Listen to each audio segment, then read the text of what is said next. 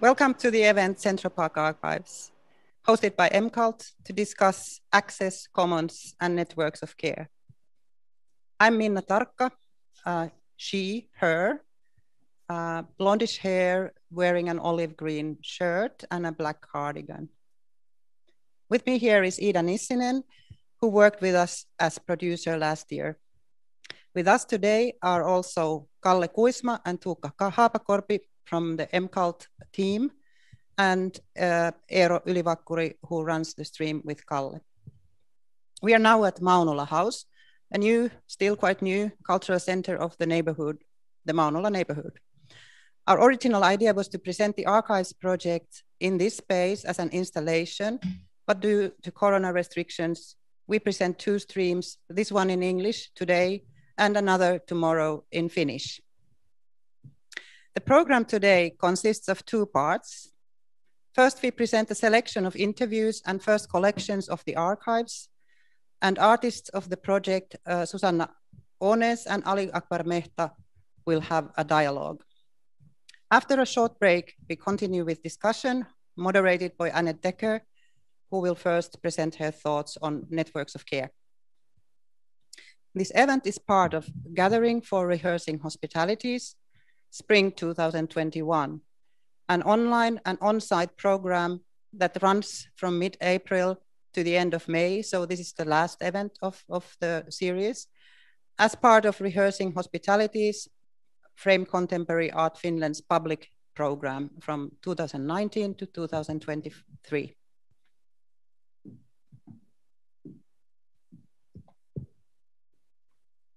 Okay, hi everyone. So my name is Iida Nissinen. I go by she, her, and they, them. I have light, semi-long hair and fair skin. And today I am wearing a dark green t-shirt. And to continue contextualizing the program, this edition of the Gathering for Rehearsing Hospitalities is co-curated by Frame, Digital Culture and Collaborative Art Agency MCALT, and anti-racist and queer feminist project Museum of Impossible Forms. Together over 2020 and 21, we have collaborated with the aim to address art and institutional potential to facilitate plural and decentralized forms of knowing and access. We are looking into how dominant and institutionalized knowledge and forms of access could be changed from a range of perspectives. A guiding question for this program has been, how can diverse access to language, environment, culture, and archives produce more equal and just contemporary societies?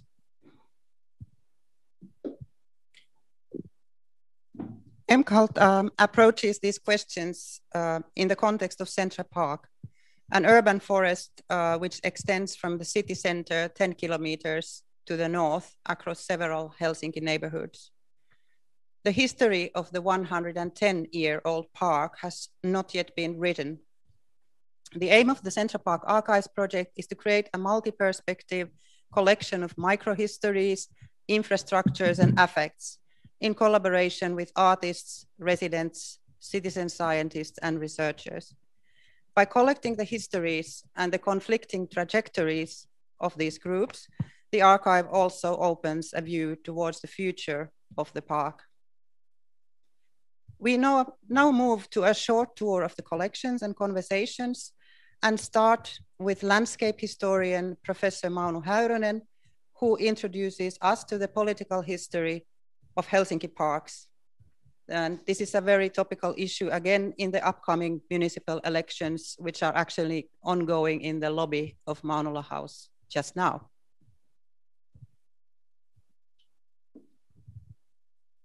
Mä olen Maunu Häyrynen ja toimin maisematutkimuksen professorina Turun yliopistossa. Keskuspuistosuunnittelu katsotaan yleensä, että se alkoi 1911, jolloin Helsingin kaupungin asemakaava arkkitehdiksi tullut Bertil Jung esitti ensimmäisen kerran tämmöisen Töölönlahden puistosuunnitelman yhteydessä, että sen jatkoksi perustettaisiin tämmöinen kaavallinen vihervyöhyke, joka ulottuisi eläintarhan puistosta pohjoiseen alueelle, jotka ei silloin ollut suureksi osaksi Helsingin kaupungin aluetta ja jotka oli täysin maaseutumaisia. Eli Jung siinä ikään kuin ennakoi sitä, että kaupunki tulee kasvamaan huomattavasti laajemmaksi ja sitä varten pitää säilyttää sitten tällainen vihreä kiila näiden rakennettujen alueiden välissä. 3 vuotta myöhemmin, 1914, niin Helsingin kaupunki teki päätöksen keskuspuiston perustamisesta. Eli siitä katsotaan, että tämä on ikään kuin alkanut tämä keskuspuiston historia. Puistopolitiikka kunnallisena alkoi Helsingissä 1889, se pystyy sanomaan aika tarkkaan sen takia, että silloin Helsinki alkoi tietoisesti perustaa kunnallisia puistoja. Ja se muuttui tämä puistopolitiikka sitten luonteeltaan, että se oli aluksi hyvin elitististä. Silloinhan oli niin sanottu äyrivalta, eli silloin kaupungin johtoon valittiin, niin kuin äänestettiin sen perusteella, että miten paljon ihmiset maksoi veroja. Ja oli paljon hyvin suuria niin kuin osia väestöstä, jotka ei saaneet äänestää kuntavaaleissa ollenkaan. Ja seurauksena oli sitten se, että politiikassa vaikutti tämmöinen niin kuin tällainen vanha raha, vanhat suvut ja niin kuin merkkihenkilöt, jotka oli usein myöskin valtakunnan politiikassa mukana.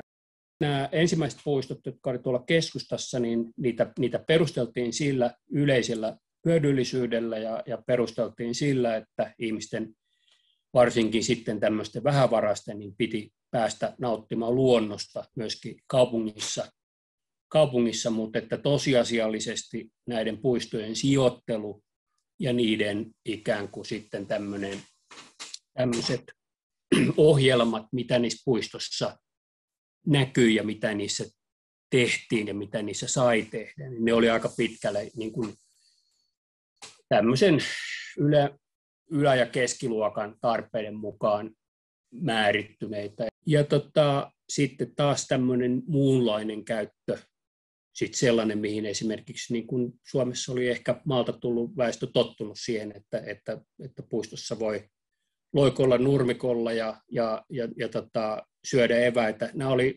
Tänä päivänä nämä tuntuu tämmöisiltä niin kuin itsestäänselvyyksiltä, mutta ei silloin voinut puistossa tehdä mitään sen tapasta. Sitten tämä muutos tapahtui sitten tuossa 1910-luvun paikkeilla. Tämä keskuspuiston perustaminen ja nämä eläintarhan kansanpuistosuunnitelmat, ne tavallaan liittyy siihen taitekohtaan. Eli silloin 1918 tuli kunnallisuudistus ja kunnissakin siirryttiin yleiseen yhtäläiseen äänioikeuteen. Poliittiset voimasuhteet muuttuivat, vanha eliitti osin väistyi eikä enää voinut vaikuttaa sitten myöskään puistojen osalta siihen, että minkälaisia tavoitteita niiden suunnittelulle asetettiin. Puistojen käytöt ja käyttäjien näkökulmat puistoihin, niin ne on käynyt useita tämmöisiä vaiheita läpi, että jossakin vaiheessa niin kun haettiin semmoista hirveän pitkälle etukäteen ylhäältäpäin määriteltyä käyttöä. Tämä käyttömalli oli yhteiskunnallisesti aika niin kuin tarkkarajainen. Sitten 1800-luvun lopussa käytiin semmoista keskustelua vähän, että toisaalta niin kuin paheksuttiin sitä, että oli ihmisiä, jotka eivät osanneet käyttäytyä näissä uusissa hienoissa puistoissa. Voi sanoa, että siis protesteja niin kuin tavallaan sitä puistojen tämmöistä niin kuin sivilisoivaa tehtävää kohtaan niin oli hyvin harvassa. Ei poliittinen työväenliike esimerkiksi, niin ei se niin kuin kyseenalaistanut näitä puistojen tavoitteita. Pikemminkin katsottiin, että puistot oli tasa-arvokysymys. Sittenhän on se kuuluisa Katri Valan runo, jossa todetaan, että hienot puistot kuuluu sinne kaupungin toiselle laidalle. Sotien jälkeisessä puistosuunnittelussa niin kuin tämä tämmöinen yhteisen hyvän jakaminen, niin se muuttui silleen, että ei luotu enää niin kuin tällaisia maisemallisia kehyksiä, vaan luotiin lokeroita. Luotiin sellaisia niin kuin toimintoja, jotka palvelivat mahdollisimman monen eri ryhmän tarpeita. Tämä oli semmoinen niin kuin hyvinvointivaltion aikaisen puistopolitiikan piirre. Se saattoi olla sitten joku tämmöinen niin kuin vihreä nurmikenttä niin kuin keskustassa, tai sitten se saattoi olla tämmöinen metsäinen lähiöpuisto. Ja sinne sitten pantiin, niin kuin, siellä oli koirapuisto, siellä oli leikkipuisto, siellä oli jotain kuntoiluvälineitä ja sitten siellä oli reittejä tavallaan. Niin kuin ajateltiin, että tärkeimmät tämmöiset niin kuin kohderyhmät on näillä ikään kuin, tämä palvelulupaus, joka kaupunki niin kuin antaa, niin se on niin kuin niillä hoidettu. Ja tämä puiston käyttökulttuurihan koki sitten semmoisen seuraavan ison murroksen 60-luvulla. Et silloin luovuttiin tästä tämmöisestä niin kuin kieltotauluajattelusta, että silloin niin kuin, puistovahdit, jotka oli valvonut näiden järjestyssääntöjen noudattamista, niin ne hävisi ja sitten näitä niin kuin puistopintoja pystyi käyttämään vapaasti. Tätä tämmöinen leiriytyminen puistoihin ja piknikit ja muut, niin se tuli siinä vaiheessa ikään kuin ne normalisoitu. Se oli oikeastaan niin kuin sen pelinavaus sille, missä käytössä me nyt tällä hetkellä niin kuin aika pitkälle nähdään tämmöinen niin kuin kaupunkipuisto. Puistot on julkista tilaa. Sen tarkoitus on olla tällaista niin kuin yhteistä tilaa. Ne ei ole tietenkään koskaan täysin varauksettomasti toimineet sellaisena. Nyt me puhutaan osallistamisesta ja se on niin kuin tavallaan uusi tilanne. Että tämä ajatus siitä, että ihmiset on mukana tuottamassa näitä puistoympäristöjä, niin tämä oli semmoinen, joka alkoi vasta orastaa silloin 60-luvulla. Tämä on semmoinen, joka niin kuin ei ole ehkä vielä täysin noussut maihin Suomessa. Että julkinen tila, joka on niin kuin kohtaamispaikka, jota tuotetaan niin kuin jollain tavalla niin kuin yhteisesti.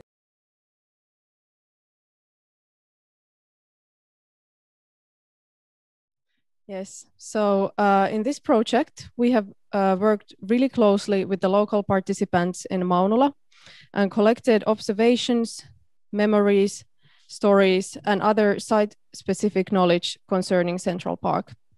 The collections consist of interviews, soundscape recordings, documents, and photographs. The archive in making is not pre-curated, but the collections have emerged from the material itself and organically shaped around different locations in the forest. In September 2020, we did a sound walk in the Central Park and got to know the allotment garden. And now we will show you samples from the stream, the meadow, and the flying squirrel collections featuring material and voices of Tuukka Haapakorpi, Susanna Pitkänen, Minna Tarkka, Vappu Turunen, Jorma Ryske, and Antti Viren. And note that the first sample is audio only.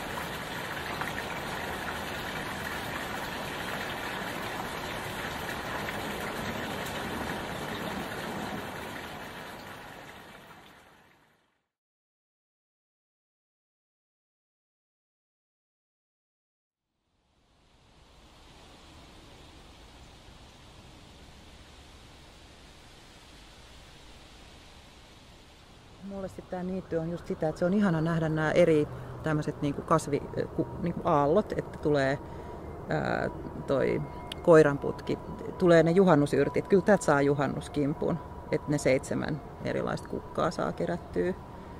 Ja sitten heinäkuussa myöhemmin niin on sitten nuo ohdakkeet. Niillä on sellaiset ihanat niinku vanhan partasudin näköiset semmoiset niinku kretuliinit, pinkit kukat. Niitä on paljon. Ja sitten kun se kun alkaa silleen, mitä se nyt on, tuleentua tai kypsyä se niitty, niin ennen kuin se sitten niitetään, niin sitten se heinä kellastuu ja kaatuu sateessa. Ja se on musta hienoa niitys, että se on tosi se on moninainen ja sitten se muuttuu koko kesän. Et verrattuna ehkä metsään, niin se muutos on siinäkin aikana isompaa. Ja sillä luontoon pitää suhtautua myös hyväksyä, että luonto tekee mitä se haluaa ja me ollaan vaan ja siinä vieressä ja katsotaan sitä ja ihaillaan ja nautitaan siitä. Ja joskus me haluttaisiin vähän kurittaa sitä, mutta se on aika omaehtoinen ja sillä lailla hyvä.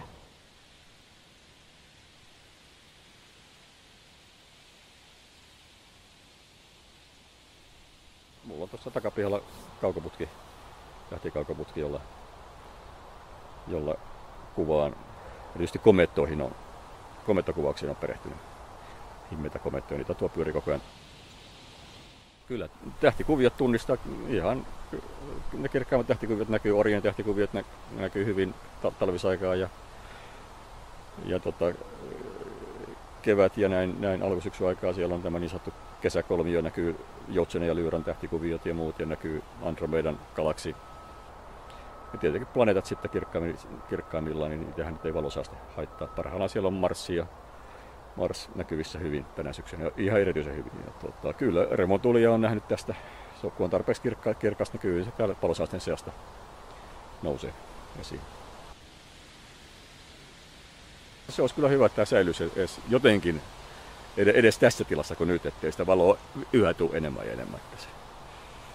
Se on myös yksi tärkeä luontoarvo, se pimeys sinänsä.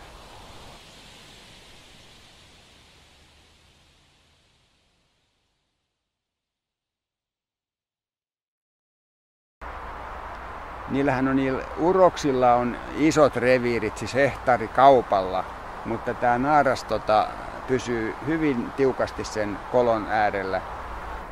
Se kiimahan kestää vain korkeintaan vuorokauden tai puolitoista, et sen takia sitä on hyvin vaikea sattua paikalle. Silloin kun se Yleisradio, mistä alkoi tämä mun liito-orava juttu, niin silloin kun se Yleisradio kertoi radiossa, että Pirkkolassa on liiturien leikit menossa, niin se oli kello 14 aikoihin. Ja mä oon sitten iltapäivällä käynyt vähän eri aikoihin. Kyllähän me silloin sitä seurattiin. Tässä oli 20 ihmistä silloin, kun ne kiimassa lenteli ja hyppi siinä. Ne aika paljon osittain hyppi sen kolon lähellä, eli tuossa puussa, mutta sitten ne myös nousi, mikä on niiden tavallinen temppu, että nehän nousee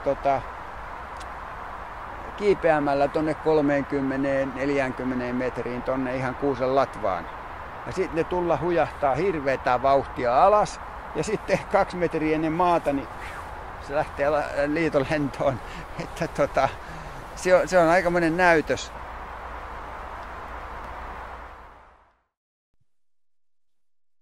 The flying squirrel presented here by Antti Viren with its threatened territories has become the symbol of a key collaborator of the archive project, the Central Park Group. The citywide activist movement has defended the park from city plans threatening its area, both winning and losing their battles.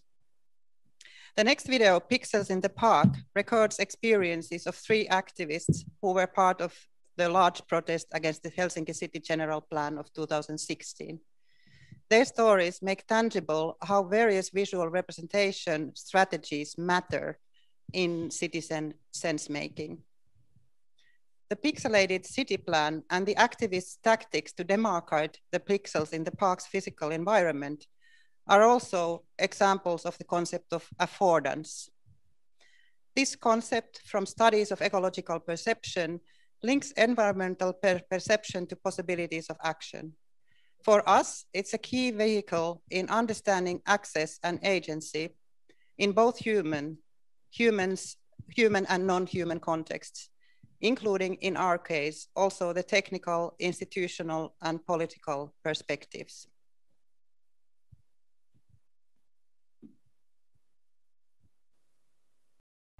Mä olen Matti Arponen ja nykyään eläkkeellä. 73 tulee täyteen tänä vuonna. Ennen olin kaupungin karttatoimiston toimistopäällikkö, eli jonkunlainen karttapäällikkö tässä kaupungissa. Tämmönen tavallinen jässikkä täältä, nykyään Maunulasta. Keskuspuisto oli niinku semmoinen paikka, missä mä olin siis lukiopoikana kulkenut ja kävi kuvaamassa niinku lintuja ja kaikenlaista sitten täällä keskuspuistossa. Ja sitten tänne pääsi hiihtämään sieltä Kuusitieltä hyvin. Ei tarvinnut kuin mennä Mannerheimintie yli ja sitten sukset jalkaan. Ja 1974 niin kaupunki teki niinku tämmöisen osayleiskaavan, jonka tavoitteena oli suojella tämä keskuspuisto tuolta ylhäältä Pitkäkoskelta sitten tuonne alas Nuudesöltin kadulle asti. Kuvittelin, että tällaisella on jotain merkitystä, niin ja ehkä sillä olikin siihen aikuiset, että sen aikuiset kaavoittajat ei sitten lähtenyt nakertamaan tätä. Kaupunkisuunnitteluvirastossa siihen aikaan tämmöinen virkistysaluetoimisto, niillä oli merkitystä, ne piti näiden virkistysalueiden puolta tavallaan siellä kaavoittajayhteisössä, siellä organisaation sisällä ja varmaan poliitikotkin siihen aikaan usko tuohon. 2003 yleiskaavaan se piirrettiin vielä tämä rajaus samanlaisena näkyviin. Et se oli ainoa tämmöinen selkeä rajausviiva siinä 2003 kaavassa, oli keskuspuiston rajaus. Et sittenhän, kun ne teki sitten sen 2016 yleiskaavan, niin siinähän ei ollut enää mitään rajoja. Siellä oli vain 100 metriä kertaa 100 metriä pikseleitä, joissa sitten vielä kaikissa sanottiin, että naapuripikseliltä voidaan ottaa asioita tälle pikselille. Eli siis sen tarkkuus oli luokkaa 200 metriä. Sittenhän tässä näkyy niin kuin tämä Hämeenlinnantie varsi ja sitten tuo metsä tuolla Männikkötiellä, mitkä on niin kuin merkattu tämmöiseksi raskaamman rakentamisen alueiksi. Kaupunkipulevardit on, näissähän oli niitä kaavaluonnoksia, niin siihen tulisi 8-kerroksisia kerrostaloja. Rakennettaisiin tämmöistä nauhamaista lähiötä tänne tosi kauas keskustasta keskustan tehokkuudella. Yksi oli tietotekniikka, että niille pikseleille saatiin helposti sijoitettu niin kuin pikku tietokanta, eli jokaisella pikselillä oli 10 muuttujaa, jolla oli arvot, niin kuin esimerkiksi rakennusoikeus, ja ne pystyi sitten pelaamaan tietokoneella näiden kaikkien pikseleiden kanssa helpommin. Ja sitten siitä samalla saatiin niin epämääräinen, että mihin vaan voi rakentaa suurin piirtein mitä vaan. Siis niin kuin siellä pikselien rajamailla. Kokonaisrakennusoikeus, mitä siihen yleiskaavaan oli merkattu, oli siis suuri. Siinä mielessä, että oletettiin asumisväljyyden kasvavan edelleen. Ja sitten toinen oli, että yleiskaavalla oli asetettu väestötavoite, oliko se 860 000 asukasta, eli 250 000 asukasta lisää. Se väestötavoite on niin valtava tähän Helsinkiin nähden, että sitten niitä pikseleitä oli pakko sijoittaa vähän niin kuin joka paikkaan, eli myöskin niin kuin uusia rakentamisalueita laitetaan nykyisille virkistysalueille. Silloin kun tätä yleiskaavaa esiteltiin ihmisille, niin kun se pikselikaavassa oli tosi huono pohjakartta. Mun mielestä se oli laiton sen pohjakartan osalta, kun ei ihmiset pystynyt niin kuin hahmottamaan, että missä kohtaa se niiden oma kaupunginosa edes sijaitsee. Kaupunki näkee virheellisesti, että kaupungin kehittäminen on rakentamista. Lähiluonnon kehittäminen tietysti, tai edes lähiluonnon säilyttäminen olisi niin kuin, tietysti niin kuin tämä uuden normaalin mukainen osviitta, että ei enää aina vaan rakenneta ja että se on kehittämistä, vaan lähiluonnossa tärkeää olisi, että se pystyttäisiin säilyttämään. Mä olin mukana sitten tässä keskuspuistoryhmässä, missä yritettiin puolustaa tätä keskuspuistoa, kun huomattiin sitten tämä yleiskaavaehdotus tuli näkyviin ja siihen tuli sitten joukko ihmisiä, joille keskuspuisto oli tärkeä. Ja me sitten merkattiin ne pikselit sitten tuonne maastoon. Me tehtiin se rajankäynti. Me etsittiin ne rajapisteet tuolta ja vedettiin sinne huomionauhaan niitä rajoja pitkin. Se oli jotain konkretiaa, mistä ihmiset näki, että mihin se yleiskaavakartta, rakentamisalueet oli niinku ihan oikeasti piirretty ja mistä oli niinku kysymys. Se antaa niinku jonkunlaisen mielikuvan, että tänne on aikomus kuitenkin niinku nyt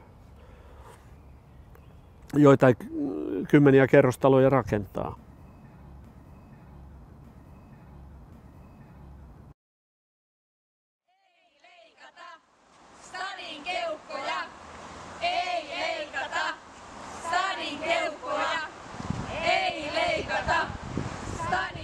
No sehän oli tosi innostava tapahtuma, tämä ihmisketju tänne keskuspuistoon.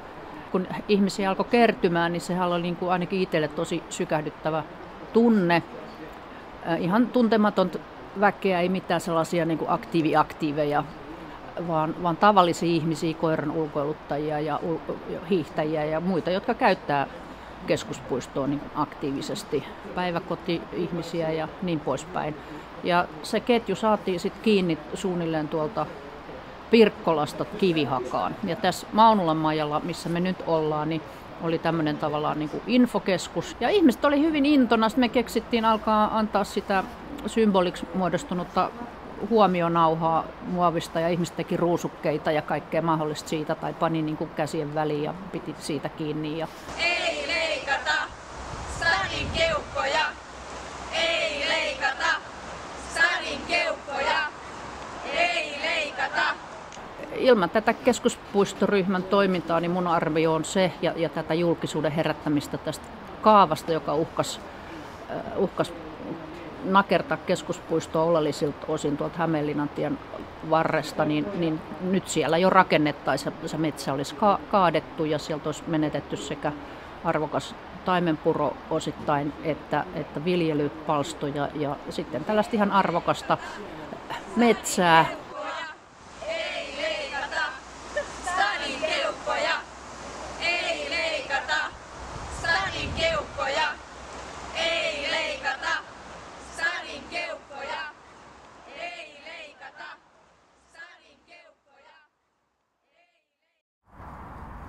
Mä oon Sanni Seppo, valokuvataiteilija.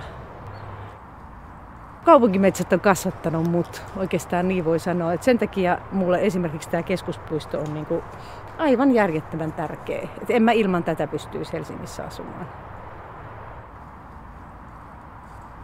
Me ollaan keskuspuiston salaisessa viidakossa. Ja tää on alue, joka olisi aikanaan jäänyt Hämeenlinnan kaupunkipulevardien alle. Tämä paikka tuli mulle niinku vieläkin jotenkin hurjalla tavalla tärkeämmäksi, kun keskuspuistoryhmä oli laittanut semmoisia nauhoja tänne mettään, että mikä alue jäisi uuden rakentamisen alle. Kuulin vielä jonkun poliitikon sanovan, että tähän alueelle tulee rakennuksia ja että yhtään arvokasta aluetta ei mene. Ja se tuntuu musta jotenkin ihan karmeelta, että kenen arvoja silloin niin kuin määritellään. Että jos ajatellaan, että emme arvokasta aluetta, niin arvokasta kenen kannalta. Että tämähän on keväällä, siis täällä, on niin kuin aivan, täällä menee ihan sekaisin lintujen laulusta. Täällä on aivan mielettömästi lintuja. Että tämä on just semmoista epämääräistä pusikkoa, mitä linnut tarvitsee. Tämä on kaikkea muuta kuin arvoton alue monien eläinlajien mielestä.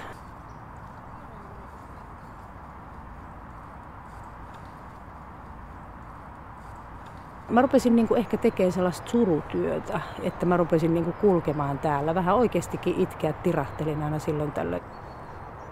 Kun sä johonkin alueeseen tutustut, oli se sitten vaan tämmöinen ryteikkö, pusikko.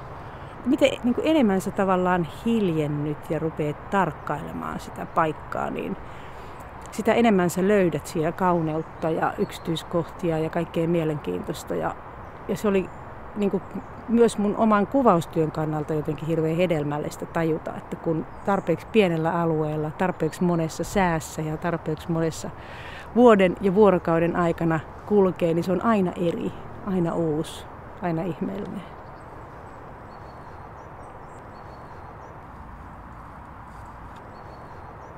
Helsingin kaupungin uudessa yleiskaavassa, joka tälläkin hetkellä on voimassa, niin käytetään tämmöisiä pikselimittoja, mikä on hirveän epämääräistä, että joku alue niin kuin määritellään, että se on tämmöinen hyvin tiiviin asumisen pikseli, tai sitten se voi olla viheraluepikseli, tai sitten se voi olla jotain siltä väliltä. Ja tämä yksi pikseli on 100 metriä kertaa 100 metriä. Ja tässähän se 100 metriä tarkoittaa niin kuin aivan hirvittävän paljon erilaisia niin kuin biotooppeja, pienimuotoisia biotooppeja. Se surutyö ja sitten halu kertoa tämän pienen alueen merkityksestä, niin sen sarjan nimeksi tuli sitten 5 pikseliä keskuspuistoa.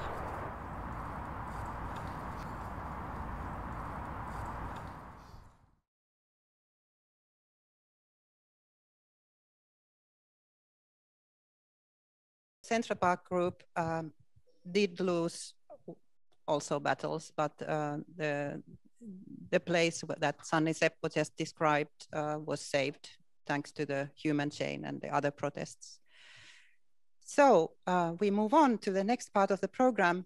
To introduce it, I'd like to share with you that the Maunula neighborhood has been the location of a range of MCALT's collaborative productions since 2016. And currently, we are focusing on long-term projects aiming to create shared resources and practices within the Maunula Commons theme.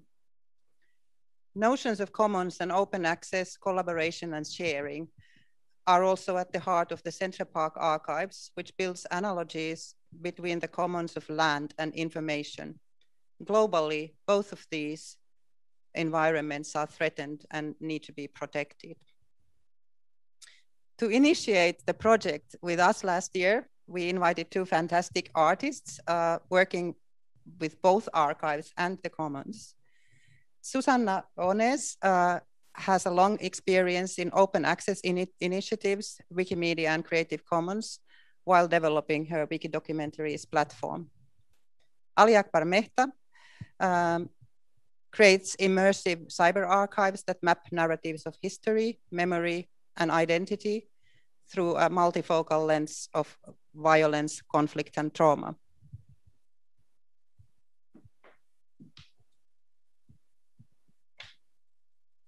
So last year, Ali and Susanna produced a location-based map interface, which is visible here behind us.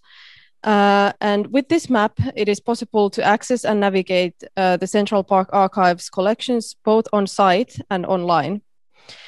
Together with the contributors and other local people, we did a sound walk around the Maunulan Puisto allotments in September 2020, navigating the site with this exact map. We also organized workshops here, actually in this same space at Maunula House, with local participants to introduce open tools and practices. Now, Susanna and Ali will discuss commons, archives, and cartography. Over to you. Thank you. Thank you, Minna. Hi, just to start, I'm Ali, and in the fashion of introductions. I have black hair, a beard, I'm wearing glasses, and I'm entirely in black. Just to maybe start with what Minna just now talked about, this idea of the Maunula Commons. And that in a way was the key frame of reference when thinking about what it is that we're going to develop, this idea of commons within the Maunula neighborhood. And I think one of the things that we immediately agreed on right in the beginning during our conversations was that the commons is not a passive thing, but it requires constant nurturing and cultivation and support to come into being and to be maintained and sustained. And so at least in my early formulations of what I had in mind was this idea of and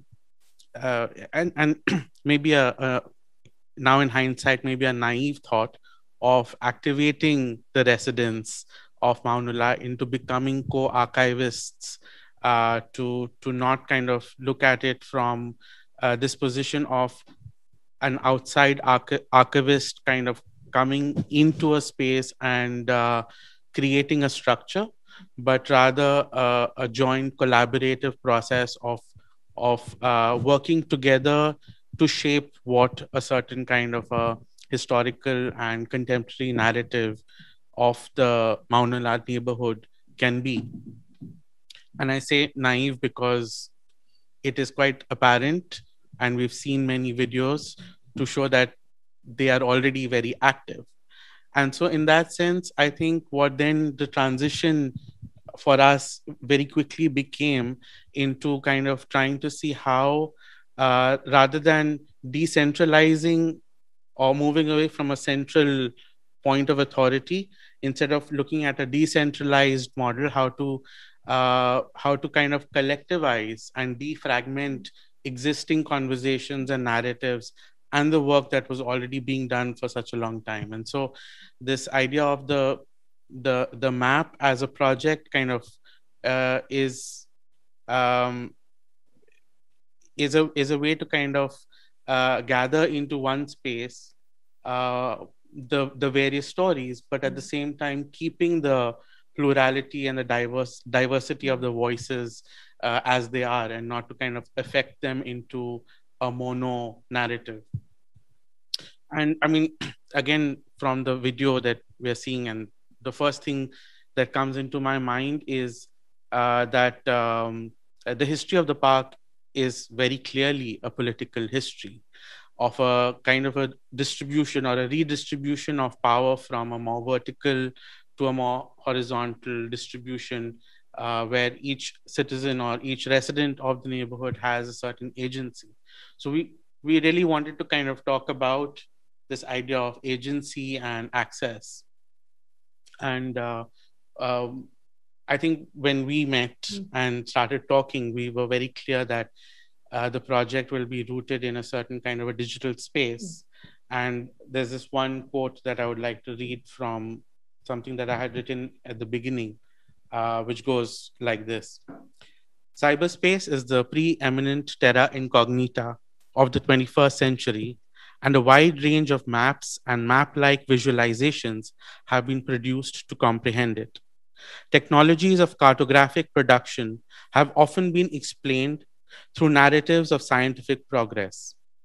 As a consequence, the history of cartography tends to be written as a history of technique, with an underlying assumption that rational decision-making leads to the adoption of improved technologies and updating institutional practices when they become available. In both applied and scholarly writing, the computerization of cartography is conjoined in progressive discourses of scientific advancement and increasing accuracy and depth of knowledge. This fits within the long-running storyline of progress in cartography. Art becomes science, florid designs become a formal display, the named cartographer becomes an anonymous technician, and the word becomes the archive. Yes, I very much like the idea of the map as our as our canvas, as the metaphor of looking at things. And I love the way in which it also encompasses the open knowledge. Mapping has long been the domain of highly dedicated professionals, and through web mapping, this activity has become available for novices, of hobbyists and hobbyist developers. And additionally, in this project, we were able to work with Arun Ganesh, who works professionally with web mapping, and this allowed us to experiment with the technologies, with the hobbyist technologies of combining media and spatial representation, and the audio clips that we hear either walking in the park or viewing on the map. And it's a way to include both narratives as well as information in the same environment. And maybe I can prompt you a little to talk about the fact that you've been almost championing the idea of open source, and a lot of your work is within the domain of Wikimedia and wiki documentaries. And I came across this book very recently, and I immediately thought of you. So just thinking about this idea of the wiki world, and that it is built through the collaborative turn, or what is called participatory culture, which includes relatively low barriers to civic engagement and activism, artistic and other sorts of expression, easy access for creating and sharing one's output with others, peer-to-peer relations and informal mentorship, as well as new forms of socialization, social connections, collectivism, and solidarity. And this is from a book by Juha Suoranta and Tere Vadin. It's called Wiki World 2010. And a lot of these ideas are things that you've been talking about throughout our process of working together. Maybe you can talk a bit about them. Maybe I would like to criticize the idea of the utopia of the commons first. I think these are great ideals, but I think that in today's world, where we are dealing with the commons in alongside big data, the commons is also becoming very big and pervasive. And I think it's important to realize that this sort of builds capacity and demand for the work, the generosity of the amateurs, of the volunteers. And I think it's important to think about not having it be extractive, and think about ways in which this becomes more, reciprocal generosity of giving back to the people who create the commons. Sure. And also thinking about then this idea that how can we create, how can we facilitate an encounter of equals rather than an encounter of unequal power dynamics.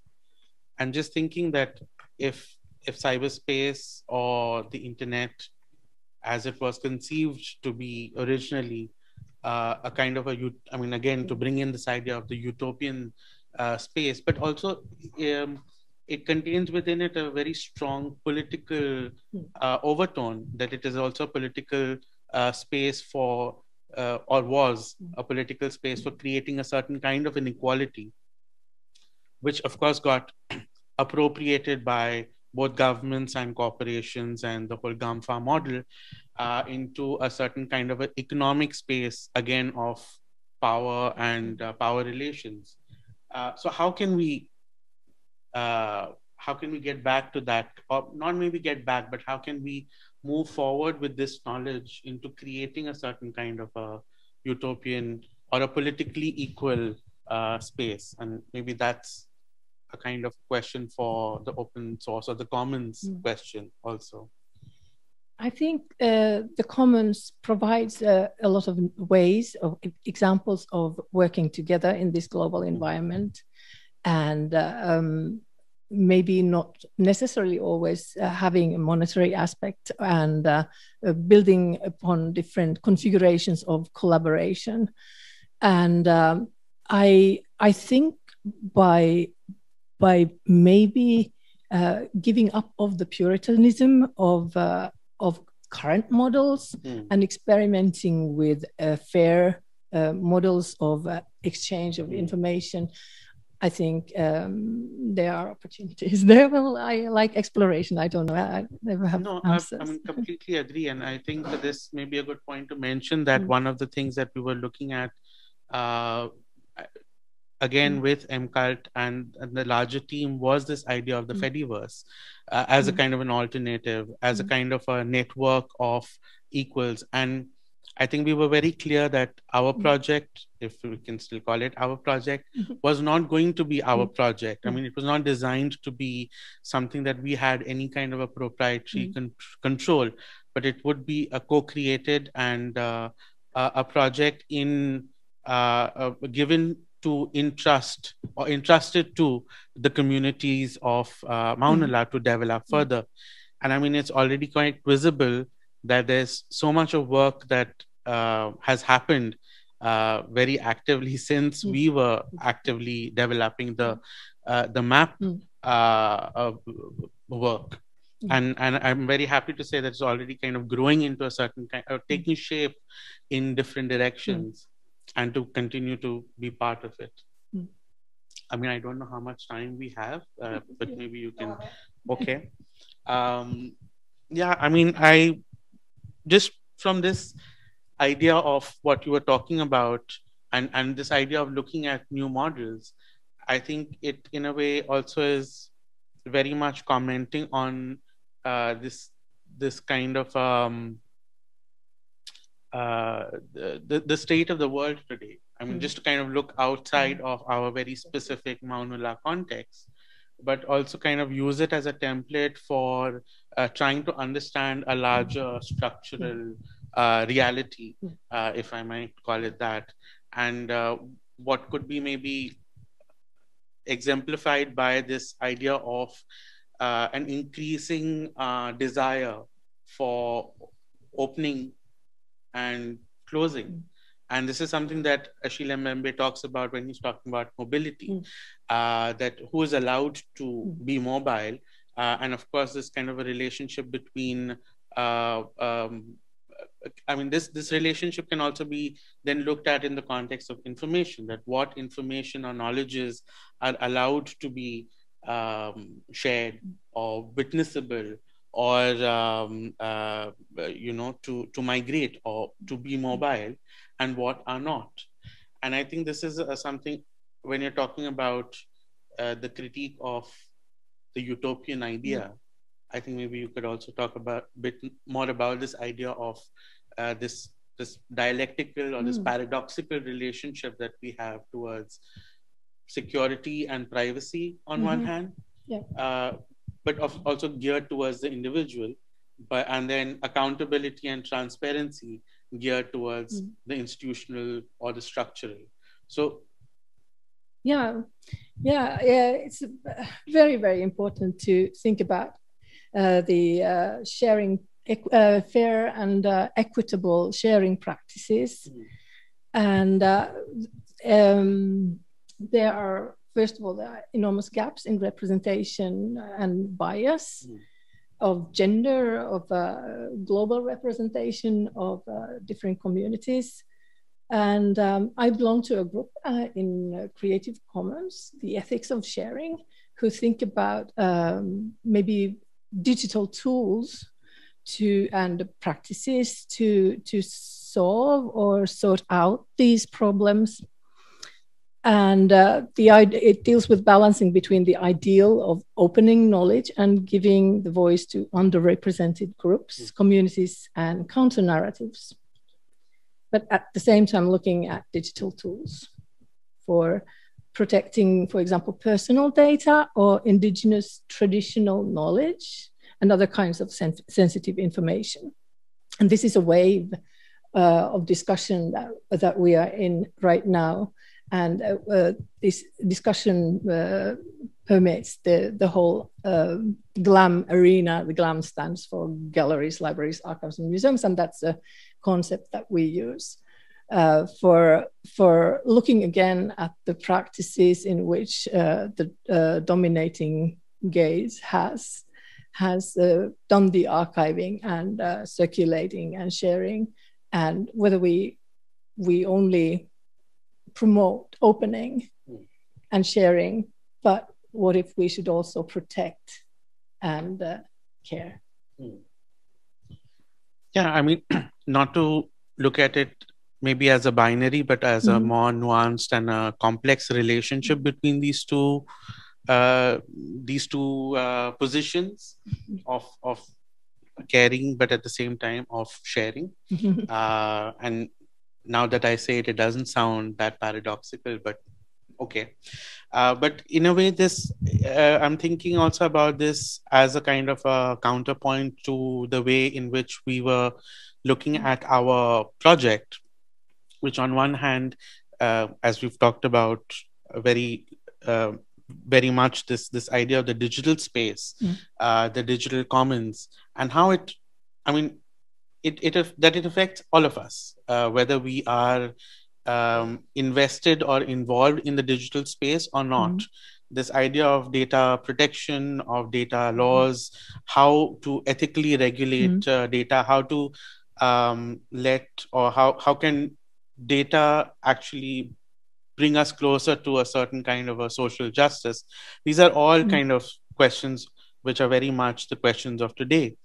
And on the other hand, the question of the park, very specifically, which is very much outside of the digital space in its materiality, that it is so much about a certain kind of a contextualization of the relationship of people to a particular land. And how, for me, it's very interesting how these two assumedly disconnected ideas of land and people and digital space and that commons is so intrinsically linked. And I think it was very interesting for me to, as Iida, when she was talking or introducing us, talked about this idea of how to use the location of the central parks as a way to kind of say that, okay, we're not moving outside of the archive or outside of the material that we're archiving, but through our map and this invitation to walk in the park on site to kind of almost augment a human experience into being able to see what is perhaps not as easily visible. So this augmentation of making visible something that is there, but maybe that requires a pointing of the gaze to, is a very, for me, a very interesting idea regarding archives very particularly, but what you talked about, the GLAM model, I think in a much larger context, it's a very interesting way for me to think about infrastructural work, to create an infrastructure of making visible. And we've talked about diversity a lot in this, but then also this idea of diversity as a political kind of a word, or a word that has a certain kind of a political historic meaning, where it must then point to a certain kind of a relationship of power and not just of plurality. So I'm just thinking that there are a lot of these kind of things that for me were very interesting in working through. Yeah, for maybe the first part, the materiality of the archive. Sorry, I said a lot of things. I find it difficult to work with because I'm so stuck to my habits. But I think we did some important activities here in our project, that we took the archival materials to their material origins, and maybe Minna has a lot to play in that we worked with sound and video very much, and therefore we were forced to bend the idea of our own conventions in thinking about what an archival material is and how to work with it. And I think those are very important experiments, doing everything, going on about anything in the, and especially if we talk about oral cultures, for example, that we can't go with our papers and statistics there. We have to figure out different methodologies to I don't know, even do we need to capture or freeze the traditions?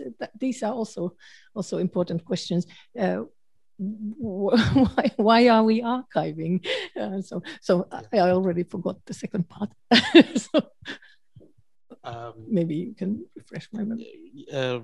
Well, no, I actually would like to take your point and move forward in the sense of just thinking about a certain kind of ontology of performance, and that performance, when translated into any other material, no longer is performance, but then that. So a video for performance is a video. But these conversations can go on. And I think it'd be great to continue this with Annet. I think she will have a lot of questions which are taking these conversations further. But maybe just on record, I'd like to say that it was great working with you. Oh, yes, you too. Is this the end? No. It will continue. Thanks so much. So thank you for this amazing discussion. I hope it will continue soon. So we will have a 15-minute break. So let's come back here for 15.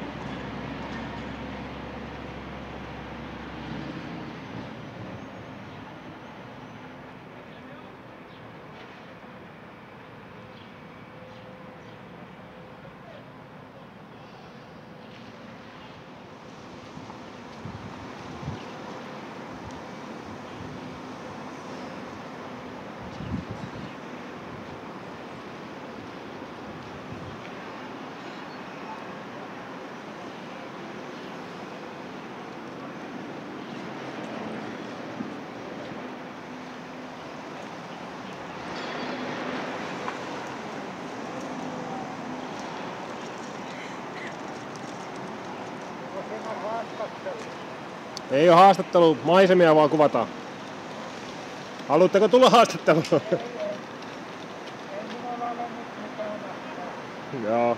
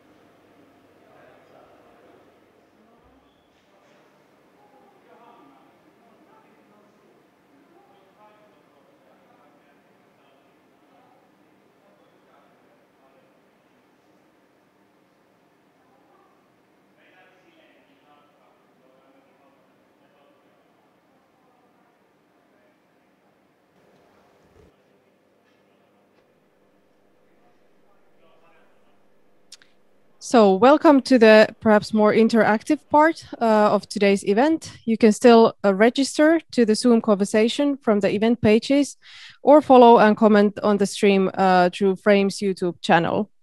The guidelines for safer and more inclusive participation are posted to the Zoom chat. So those of you participating via Zoom, please read them from the chat.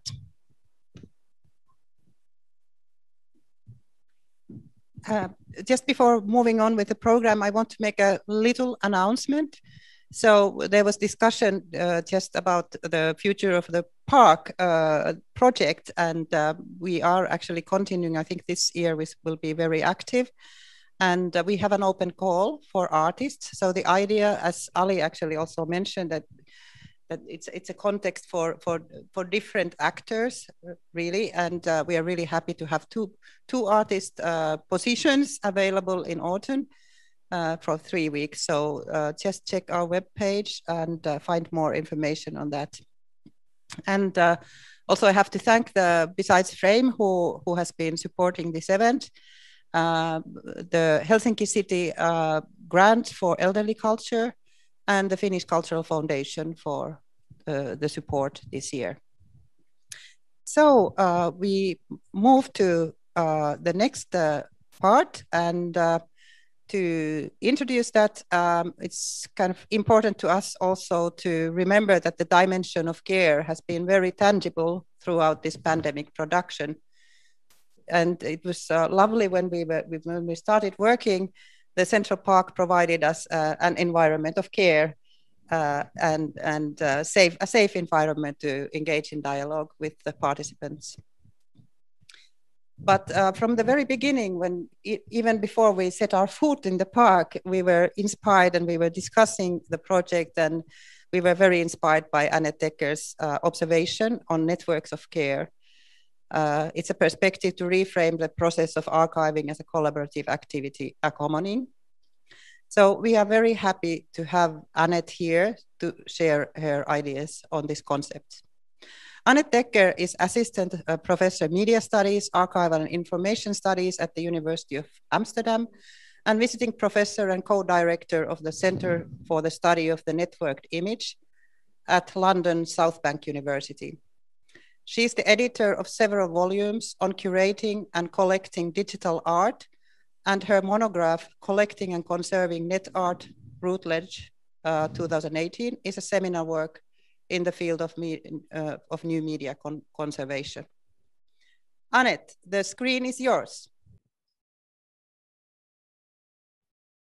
So thank you, Minna, Ina, Susanna, and Ali for inviting me into your circle here and to make me explain a little bit more about the networks of care that I've been looking at in the past couple of years. So I have a long interest in a way into digital preservation issues particularly around net art, but also broader digital art. And while investigating particularly artistic practices and how artists and their sort of followers are looking after their works, I've become quite intrigued indeed in how some cases users or visitors or interested people are starting to take care of parts of a certain work. So I will try and explain this a little bit more today. But to start off, just briefly in a way, the challenges of digital art. This is a summary of the main challenges, and I think most of them are quite well known at the moment, and they're also quite numerous. So in the last 10 to 15 years, several solutions to approach these challenges actually have appeared, from migration to emulation, fertilization, and also documentation. In a way, all kinds of tools and projects are now being set up to prolong the functioning of digital art. So in other words, while there are many mechanisms in place, they are all digital. So they share the same characteristics and challenges of the digital art they're trying to preserve. And even though some methods work actually quite well, in many cases, changes to the content, aesthetics, and information happen. So in a way, to briefly summarize, as the unsustainability of digital preservation, which happens on the level of the content. With every upgrade, migration, fertilization, or emulation, form and content may change. Moreover, also the environment in which these projects exist further changes their aesthetics or functioning. And this affects also, of course, the organizational structure, as more knowledge and new expertise are required to guide and solve the next technical challenge. So in conclusion, in a sense, there's this also this unsustainability in our environmental sense, because the enduring technical rat race is not sustainable because these practices have high energetic costs, which results in a significant carbon footprint of digital art and heritage projects. So in short, there's this relatively small and often simple artworks, which can all of a sudden grow into large technical infrastructures or environments, which soon becomes a sort of dense forest of different hardware, software, and people. And so here, this is what I've termed, in a sense, the paradox of digital sustainability. On the one hand, there's a need to keep our digital heritage safe for future research, cultural memory, or evidence.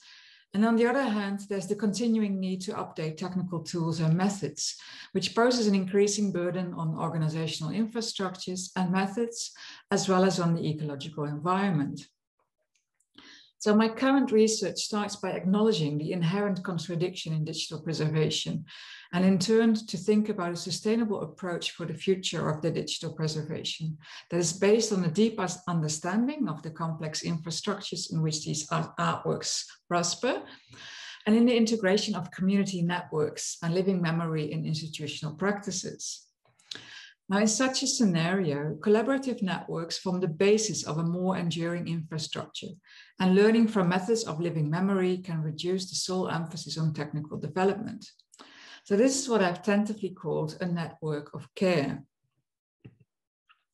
In short, a network of care is based on an informal structure, a transdisciplinary attitude, and as such, a combination of professionals and non-experts who manage or work on a shared project. This enables the creation and administration of a project. The transmission of information is also helped, of course, by a common mode of sharing, in which everyone in the group has access to all the documents in the archives. Ideally, to enable this, it would have to have an open system or a dynamic set of tools that is used and cared for, where people can add, edit, and manage information, but also track the changes that are made. Such a system can also be monitored by the network.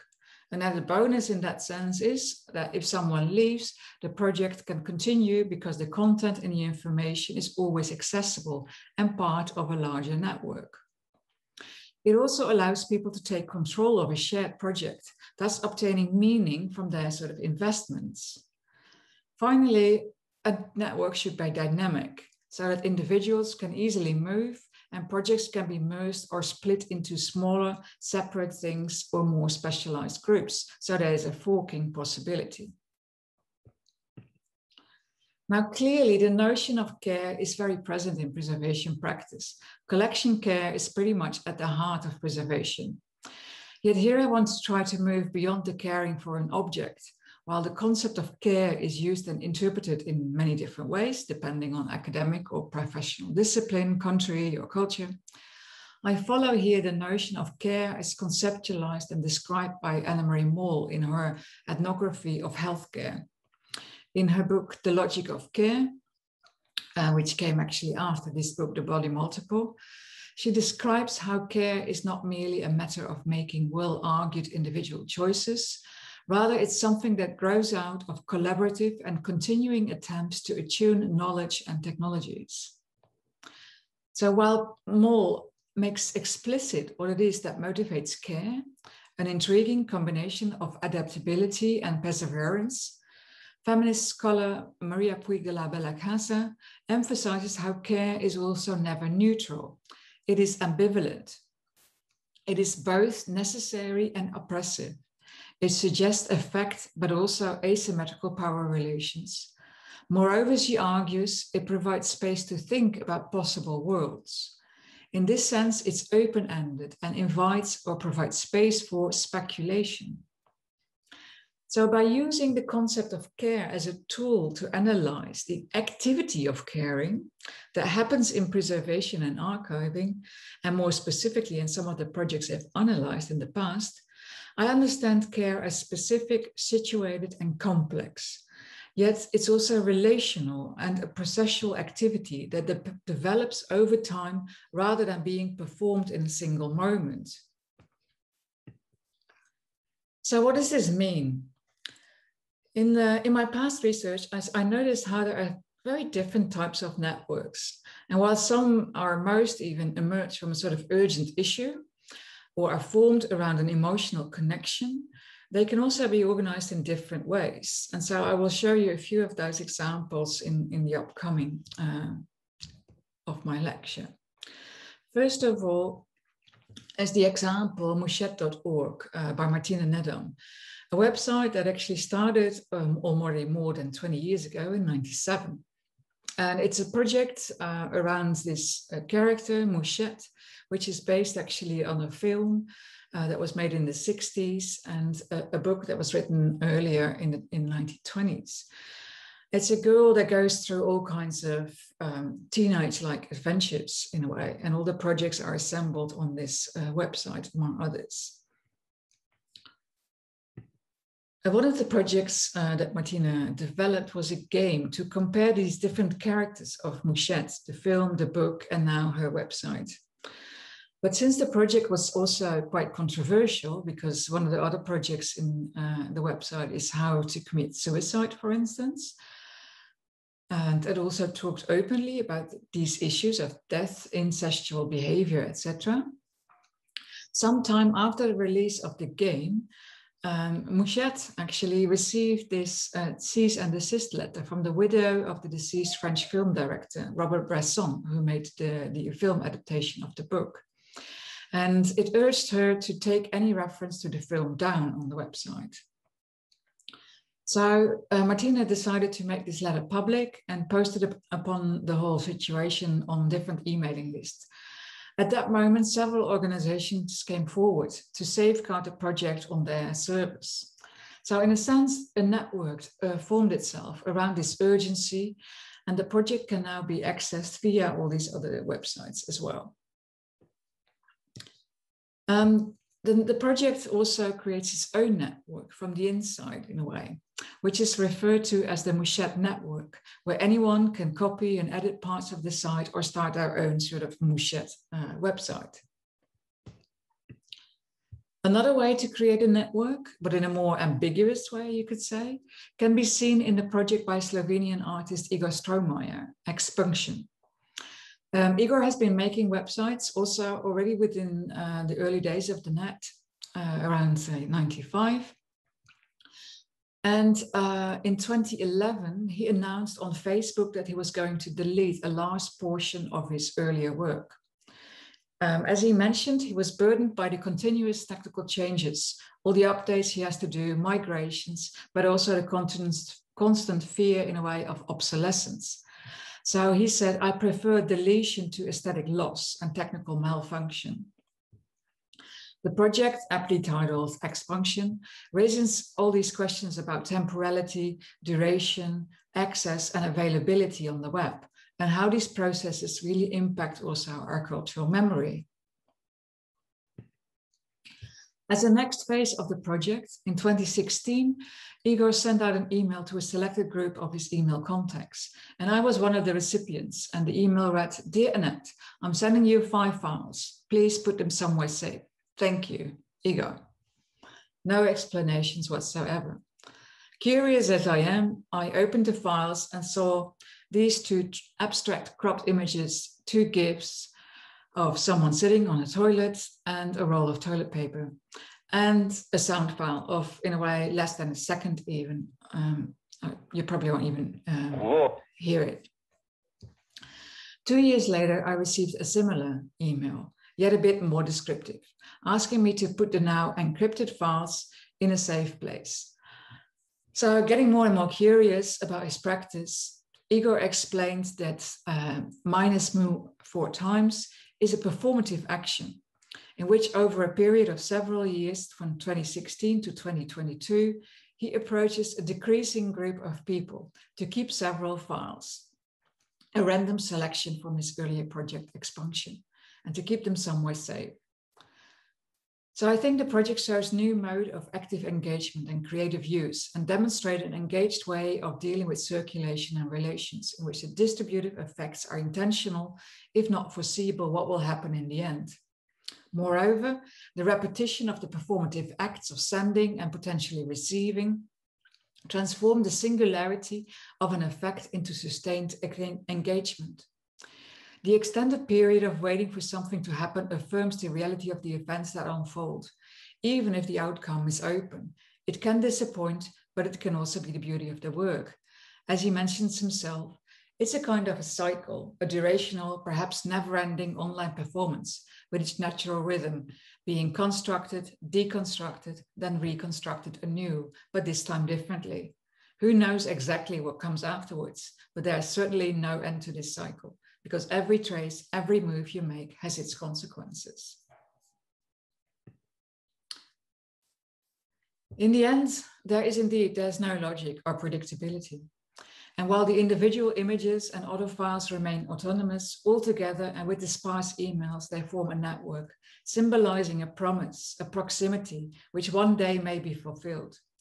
In effect, the project feeds a continuous desire that keeps returning with each engagement. Next to the technical files and encryption, which harbor their own technical specificity and agency, the social aspect of the act is important here. Now, usually a network is seen as a rhizome, harboring the promise of simultaneity, in which the relation between two events assumed to be happening at the same time in a given frame or reference. Yet this project reflects the complex temporality of many net artworks.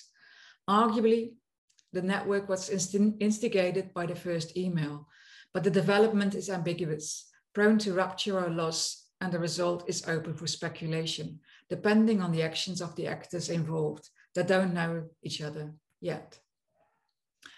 By presenting the project as public gifts and choosing the circulation of friends over commercial or established art worlds, Igor approach refers to a network that includes points of convergence. Yet likely this happens at undecided moments where different actors find a point of connection or shared interest, in which the roles of artist, audience, curator, conservator are allowed and sometimes encouraged to merge, leading to various and multiple narrations and solutions. I'm still curious to know who else is in this network, who else is, been sending these emails. So similar to a minute and multiple archival notes, instructions, and documentations, in this sense, the network can be seen as an invitation, a gesture to a future, to continue a project that was never really finished in the first place. An example of what this actually could mean from an institutional point of view was shown in the exhibition in this slide, a solo exhibition by Dutch process artist Ine Schreuder in Bonnefante Museum in Maastricht. Ine was known for letting her artworks disappear in order to give them the chance to become something else. And she gave them many of her artworks to friends and family. Now, after her death, the museum stumbled upon this social network of donors, and they organized a whole exhibition around them. So I won't go into detail into this project because we don't have that much time at the moment. What I want to conclude in a sense is like, whereas the artist in a way might still present the initial idea and at times even guide the development of the project after its launch, in many cases or at certain points in time, the artwork is distributed in a way that gives various parties control over the project. Now, besides challenging common concepts and strategies in presentation and preservation, these projects also show that conventional roles are turning. Artists are not necessarily the main actors anymore. For example, the public can take over parts of the project. If the project itself is distributed in various versions, forms, and platforms, knowledge from a wider perspective is needed to consider development, presentation, and possibly preservation of what has become part of a project. The engagement of the established institution could focus in this sense on the involvement of people, both experts and users, beyond their initial close circle. Such a shift of emphasis signals this network of care, which signifies a group of people that form around projects to take care of it by sustaining parts of their continuation. This is not to imply that the role of artists is less important. They are important sources to understand the intentions of the artwork or their art itself, but their perspective should not be limiting to restoring a past. Rather, their knowledge should be used to enable a process that is actually directed towards the future. So in other words, when considering versioning and circulation as preservation methods, and thus departing from the assumption that without repetition there is no learning, and without learning what remains is a fleeting yet endless desire to get to the next thing, circulation represents a more natural approach to preservation. Here, circulation does not necessarily include constant progress. Instead, it emphasizes development time that also allows for return and revision. It also shifts the perception from representation of objects to interpretation of their forms, flows, and flaws. So, a conceptual framework of a network of care is about recognizing, addressing, and analyzing such socio-technical relations and negotiations that are necessary to produce and maintain something. Instead of working towards a specific outcome, a network of care is about being open to the unexpected and unstable. In this sense, the process can be understood as a speculative practice, where knowledge unfolds between subjects, human and non-human, whose ability to know is mediated by how they reach out and by the receptivity of the other. Perhaps it's about paraphrasing Maria Puig de la Bella Casa here. What this proposal of a network of care invites to think is a world constantly done and undone through encounters that accentuate both the attraction of closeness as well as awareness of alterity. Moreover, marked by unexpectedness, they require a situated ethicality to enable an effective and accountable decision-making process that ensures a more resilient preservation practice. In other words, a network of care is about striking a delicate balance between care, dependency, and equality, in which it is important to continuously question the place of care within or beyond notions of power and ethics, as well as the relationships between different dimensions of care. For now, I hope I have shown with these examples that preservation is not merely about objects or new tools and spaces, but much more about new socially organized networks. Different structures and systems, actors, human and non-human, come together around a joint goal. Seeing preservation and archiving, for that matter, through the lens of the concept of care emphasizes these different relations. And more importantly, it shows how these practices are not only a matter of making well-argued individual choices, rather it is a process that grows out of collaborative and continuing attempts to attune knowledge and creativity. Thank you very much.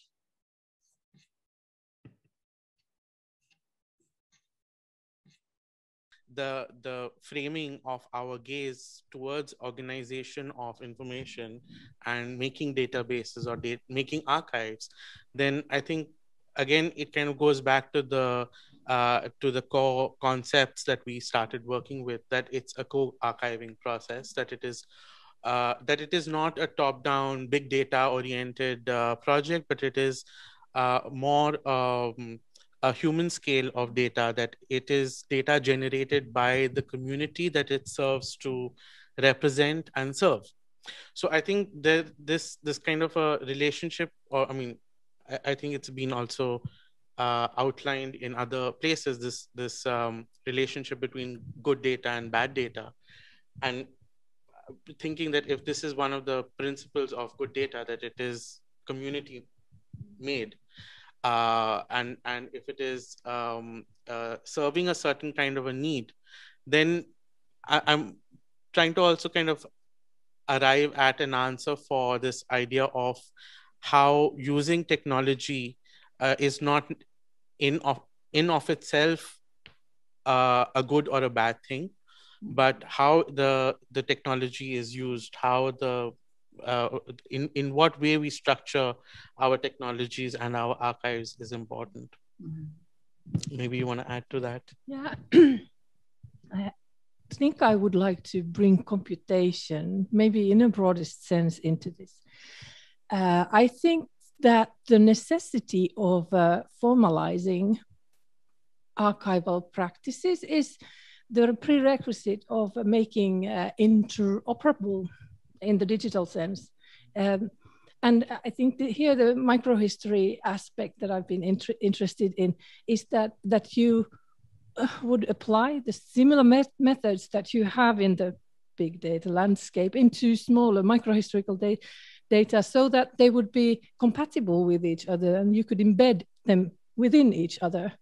But then, of course, as computation is, it's like, baking these things where you turn the dough upside down and then you just turn it again and again. You just that's what computation is, that you really don't deal with the original stuff anymore.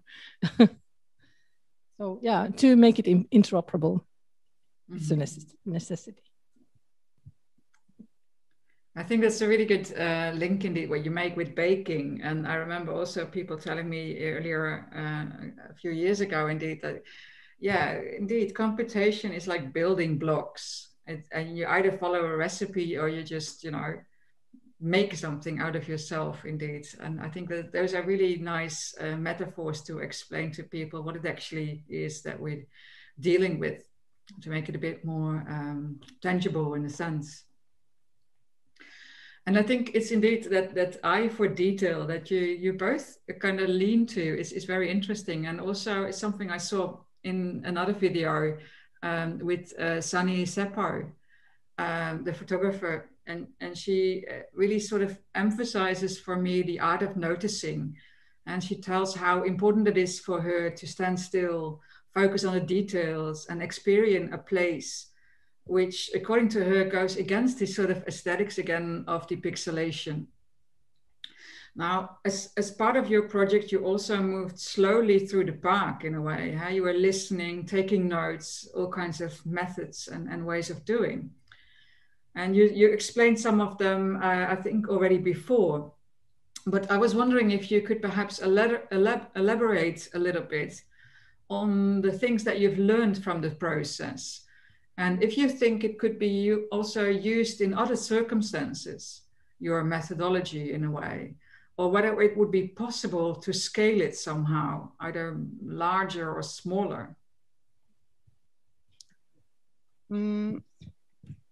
I would maybe not say that we already have a method, but we were talking earlier that we have this kind of conceptus and embryo of the form, and we did some like initial steps, and we took them like last year, and now that we can continue, we are building on. But we have learned a lot, and that's maybe one thing that we had as a method was to listen, really, like you said, like listen to what the people have to say, and then also I worked a lot with the materials now, editing the videos and translating them to English. So it was awesome to realize the clarity, and I realized so many things. It's kind of still tacit knowledge, but for example, it's very important to observe the observations of others, and kind of really understand that, and to respect that type of seeing that the people actually put forward. And because they many of the people, they are really they are specialists. We're talking about citizen scientists in our next phase. We want to have more talks with researchers as well, but I think many of the participants so far, they are scientists. They have the scientific gaze in a way, like to their object of desire and the thing that they are observing. Just take as an example Jorma with the telescope. Mm. And so that is one thing. That's how we have been working so far. And then the materials, when we listen to them again and again, and you know, when we put them in next to each other, then we realize new things. I think, for example, Iida maybe could share the territorial issue that we discussed, and we were like, last summer we were like observing that, okay, so the park is an open, a free for all type of space, but there are these invisible territories. So maybe you could tell a little bit about that. So it kind of gives us interpretations about an analytical concepts to move on.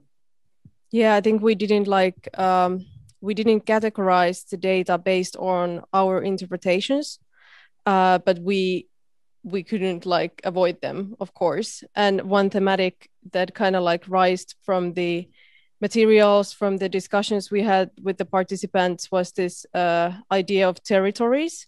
So like people in the allotment gardens were talking about like this, we're talking about their, you know, someone is not digging up the weeds from their plot, and then the seeds are like, you know, blowing with the wind to their neighbor's plot. And this is causing frictions, for example. Or the wild animals, the deers come jumping to the allotment gardens and eat all of the, you know, lettuce that someone has just planted. So all of these different kind of like overlapping territory, like sometimes imaginary territories that people have over the shared city space was really, I think that was really interesting. And like something that was emerging from the material and from the conversations itself. So. And then also we realized, and you know, because the map that we have been using, it has this location-based logic, but we learned from the participants that we shouldn't be too sharp with the, like, you know, with pinpointing, for example, a flying squirrel nest. You know, there has to be protection. So the protection aspect also was very clear, and you know, the different like invisible borders, loving the deer, hating the deer, not wanting us to show where my plot is on the map. So going that far. Okay, Ali. Yeah, if you don't mind, I realize I have a better answer to the first question than the one that I gave, but maybe it can also be framed as a response to this in terms of a learning. And I'm just thinking that that Annet, in your question, you mentioned this idea of that standardization has been part of the conversation much before the conversation of the digital. I'm just thinking that if one then starts thinking about standardization in the context of, say, memory or history and identities, then I think one of the dominant myths of our times has been that this belief that the world would be a much safer place if risks and ambiguity could be minimized or managed. And that's a very biopolitical term in a much more global kind of a sense. Or even the belief that we would be safer and our lives would be more secured if identities and memory and histories could be fixed once and for all. And I think one of the things that we have very strongly aspired to is to unfix identities and memories and histories by actually asking and what you said, Minna, listening to the various counter-historical or sub-historical, or what you would like to maybe say micro-historical narratives, that they're not part of a dominant narrative of Maunula as an entity, as a neighborhood in an official sense. But these are stories which, in a way, are not often, and as you said about the weeds, not really useful knowledge. In that sense, it may not really have a space anywhere else. So by making space, what one could also look at again then in the context of your current question is this, this relationship between mapping a certain kind of set of knowledges or information and then seeing what comes of it.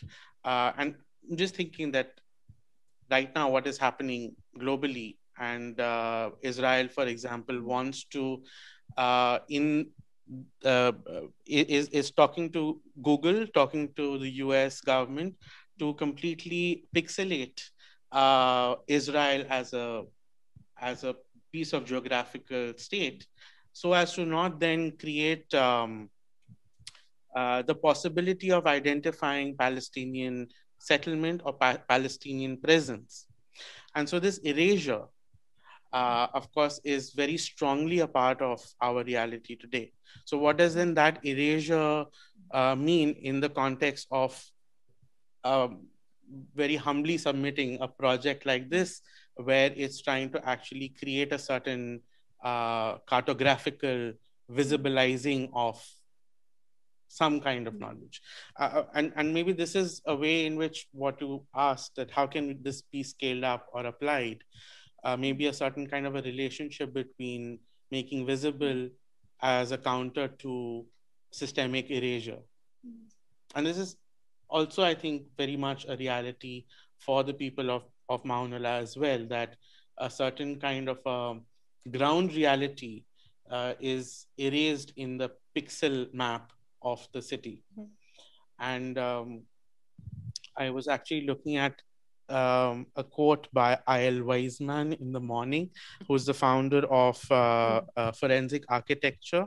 And for some reason, I saved it. And he says, to read historical images, they also need to be ground truth. So maybe this is a good way to kind of answer your question. But yeah. I couldn't say anything after that. I like talking about practical things. So I'm thinking that this active listening and then maybe applying that to the ingredients, that like the stupidly simple ingredients of the digital environment, to have that flexibility to shape the digital environment based on what you hear, I don't know, as the social ground truth. And I think that would be, I would love that as a working method in developing digital practices or scaling up local history work, is to make small experiments and apply them in a huge environment, for any environment, any context to be used. Not necessarily always applicable, but it would be there in a library of methods for other occasions. I very much look forward to this, but you know that the world is not full of resources and full of opportunities to play around with. I'd like to go back to listening and, to Tuukka, who cannot come on the stage now because he's behind the camera, but he just started as our new producer for this year, and he's a sonic and visual artist. And, we had, initially we had the idea that we need binaural mics so that we can get like spatial sound. And that's what it was like Tuukka's first essay towards listening to the stream. And one of the clips was just audio, and it was really spatial. And I know that Tuukka would have a lot of things to say about deep listening practices, and I'm really happy that those will be part of. And we have already discussed about, like Tuukka said, yes, but the ground also makes sounds. We've been discussing the soundscape of the park. Of course, there's always the humming of traffic there at the back, and we haven't tried to erase it. We are doing the interviews on site as well, but so the sound of the ground and the kind of mic or system that you would need for that. What was it?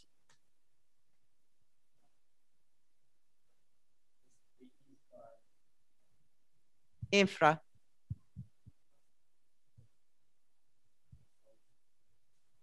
Infra and ultrasound.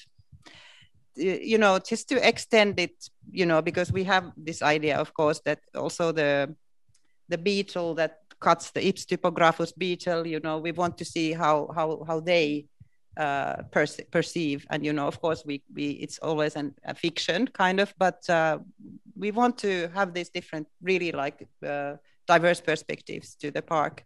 And the sound will be one way to approach it. And yeah, I mean, that's what I really like about this project, because it shows so well indeed how it is about all these different aspects and all these different elements. It's humans, it's the non-human, animals, the trees, the plants, but it's also the technology to make that audible or visible. And so the technology definitely has also a very important stake in this whole project, which I find really fascinating and so clearly visible, that it's not just about human and nature, but there's this triangle of different things that keeps influencing each other, and how we actually then make sense out of that. I think that's really fascinating. It is. I mean, one of the things that I was also, while you were talking, really struck me, and I love the idea of the ambiguity and these ways of the imaginary and how they come in. And I love the examples indeed, how it is not about showing the exact location, because that can be, you know, an interference. It's also for protection in that way.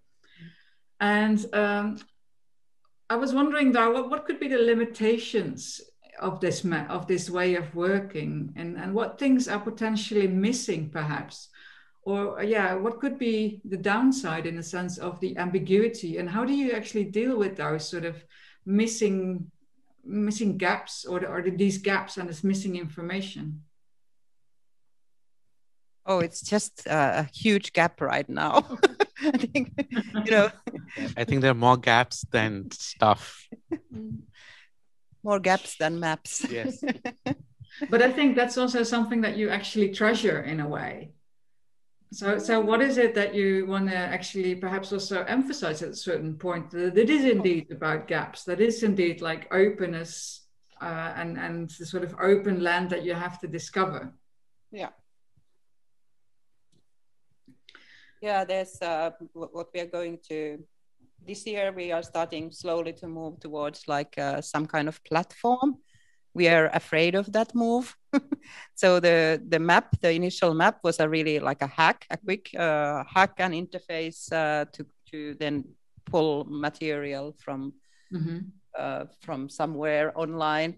And so we are going to have with Ali and Susanna, we are going to continue discussions where we left last year, and think about, also informed by discussions with you, to think about how these networks of care can it translate, how could it translate, how could it inform the design of the platform.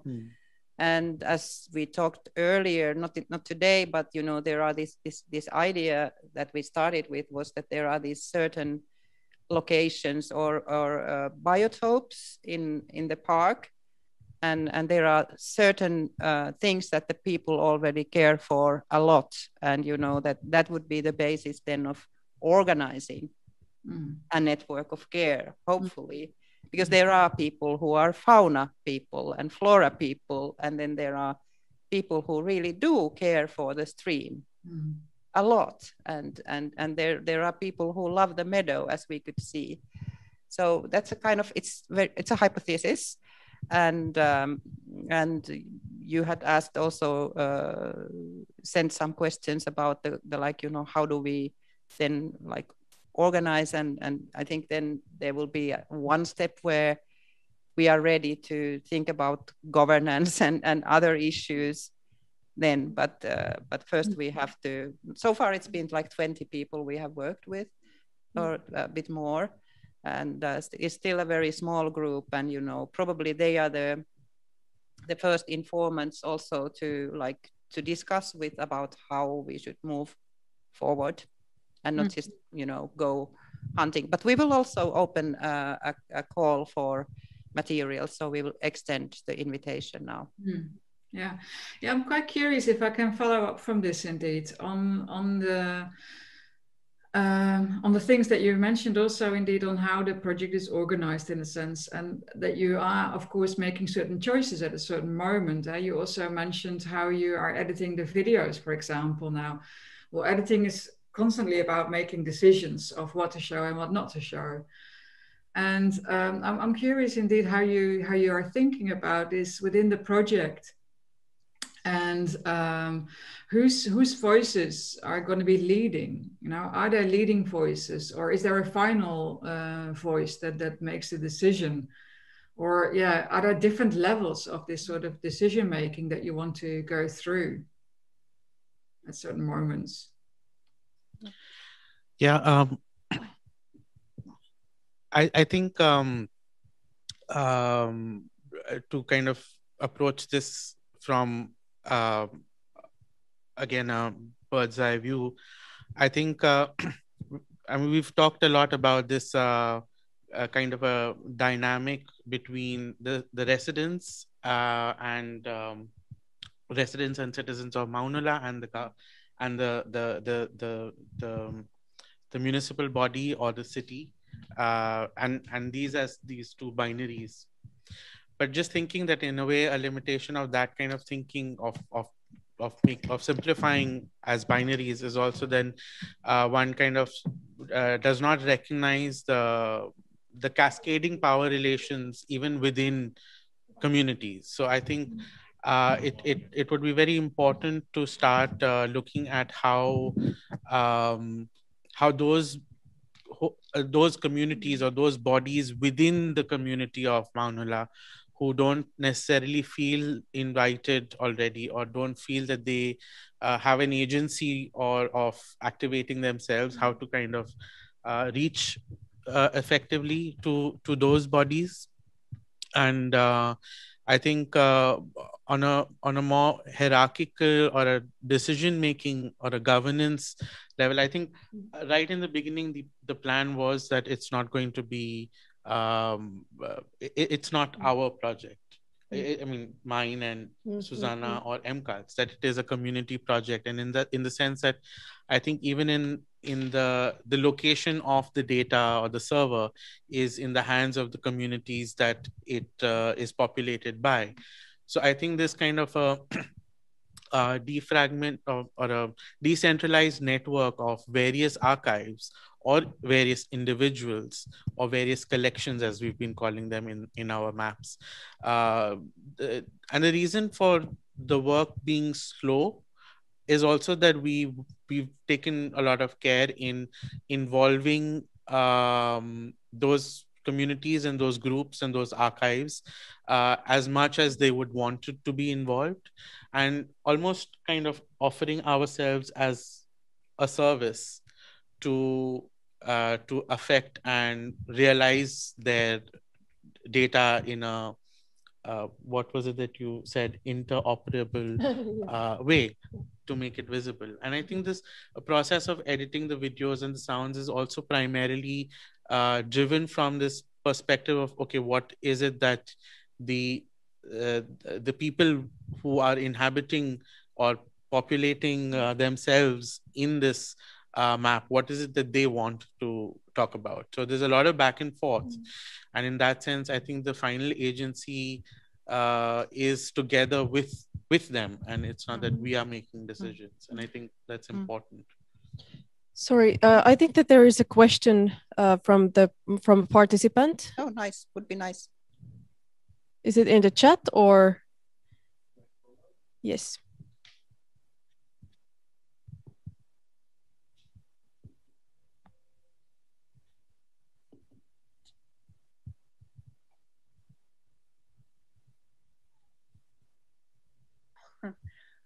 Hi, I was actually thinking of sending it as a text, but then I got stuck editing it. Sorry, can you hear me?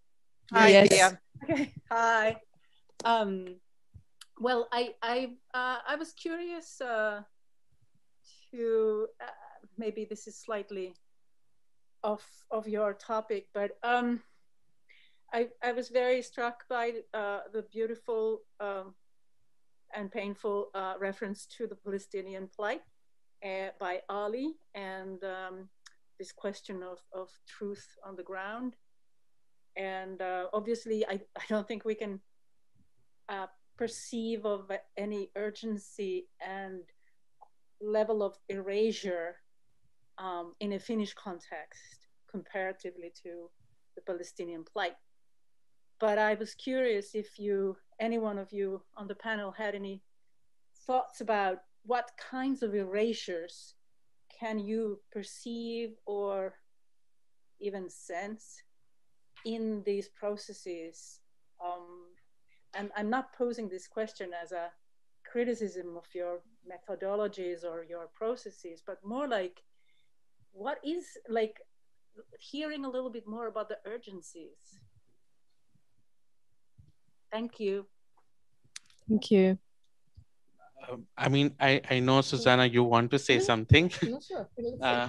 But no, but because I know that, Susanna, you work in this context as well. But I think one of the additions to your question, Pia, and thank you for the question, could be that, okay, apart from erasure, how to ensure that certain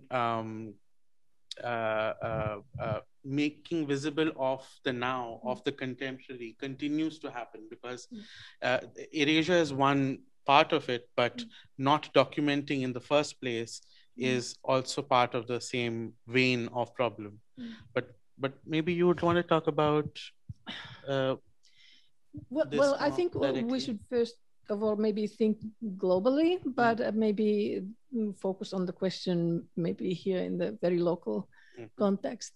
I think there are linguistic issues that have to be, and I think that the multicultural environments that that mix identities, and I think the different identities, the coexisting identities, they maybe the more outspoken forms of identities have more space than the vague or mixed and emergent, etc. So it's not but how urgent? Yes, it's urgent because it's changing. It's in flux, but it's still not a question of life and death. But it's a question of the life and death of cultures. Yes, but yeah, that's in the whole. Well, and I'm skipping the environment again. So I think that's the urgent thing all over. Yeah, that was maybe just to throw the ball to someone. Continue.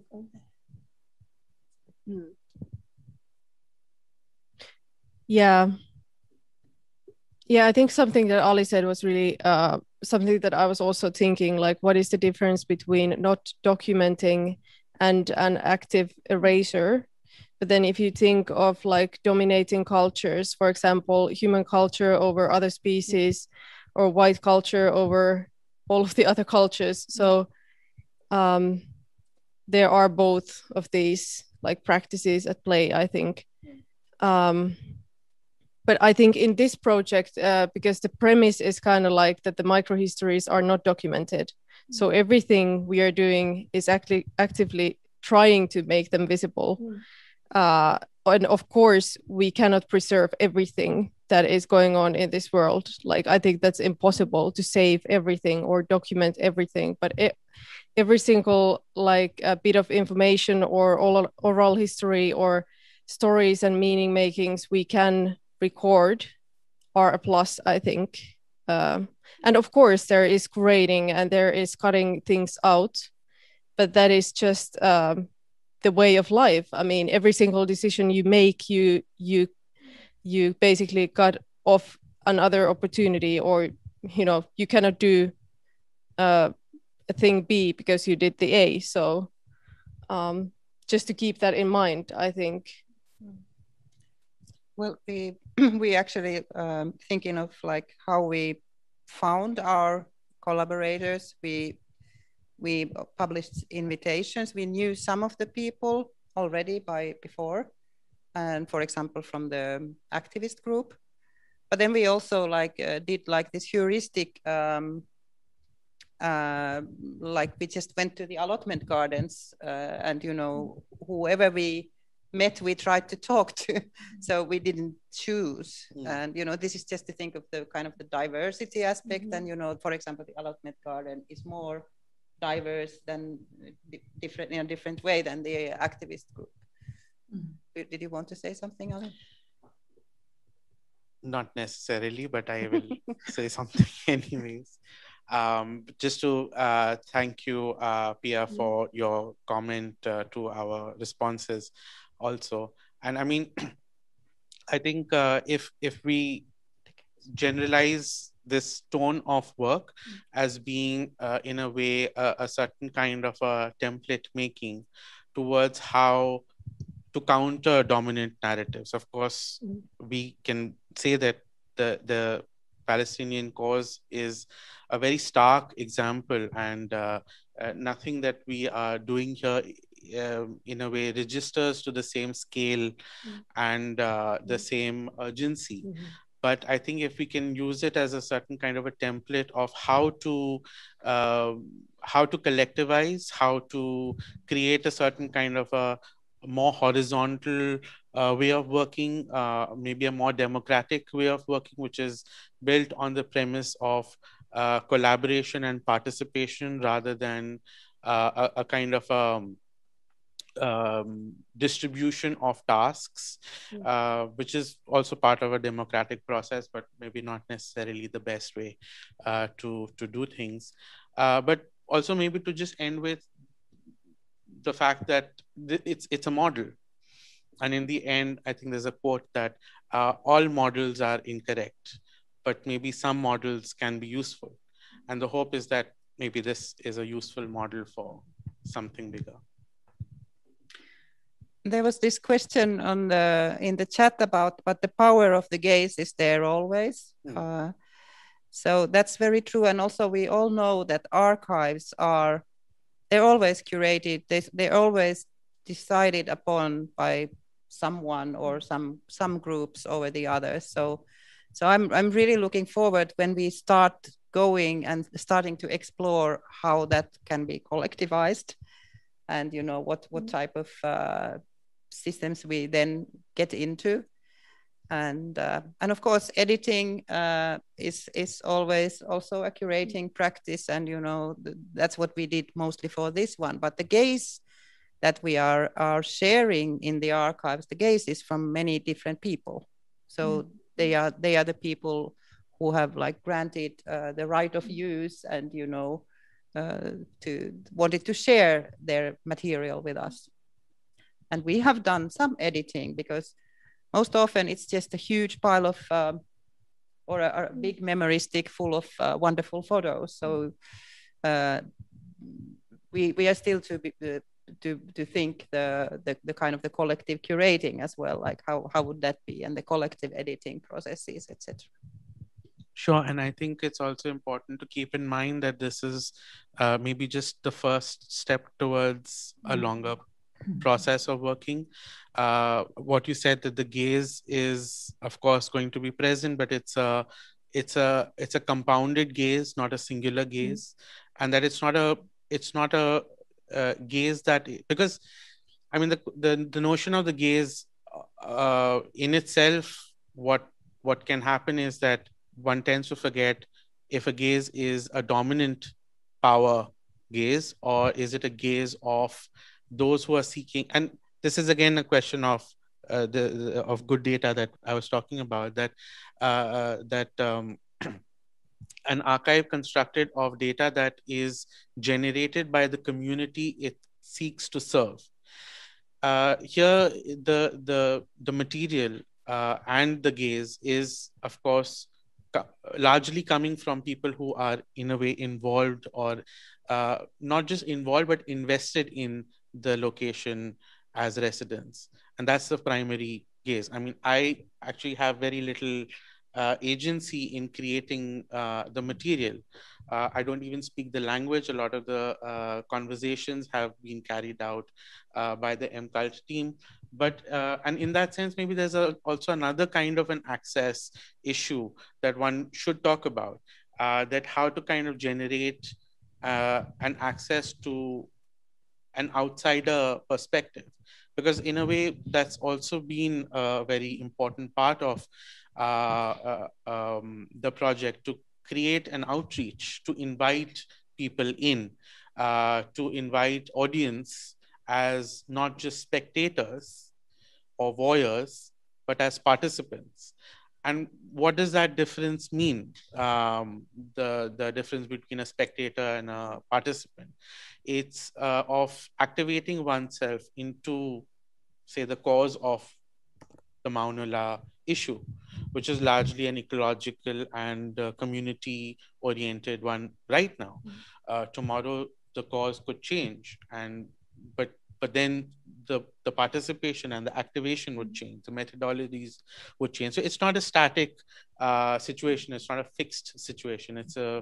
It's changing, and also I think, or I hope, that the archive will change with the needs that it needs to fulfill. Yeah, I think this is a fundamental challenge of the environment, that if there's a dominant narrative there, then I think that starts to maybe I don't know, well, wouldn't like to say dictate, but invite certain kinds of contributions and contributors. And if it's a completely open process where the narratives may emerge, the narratives may not be as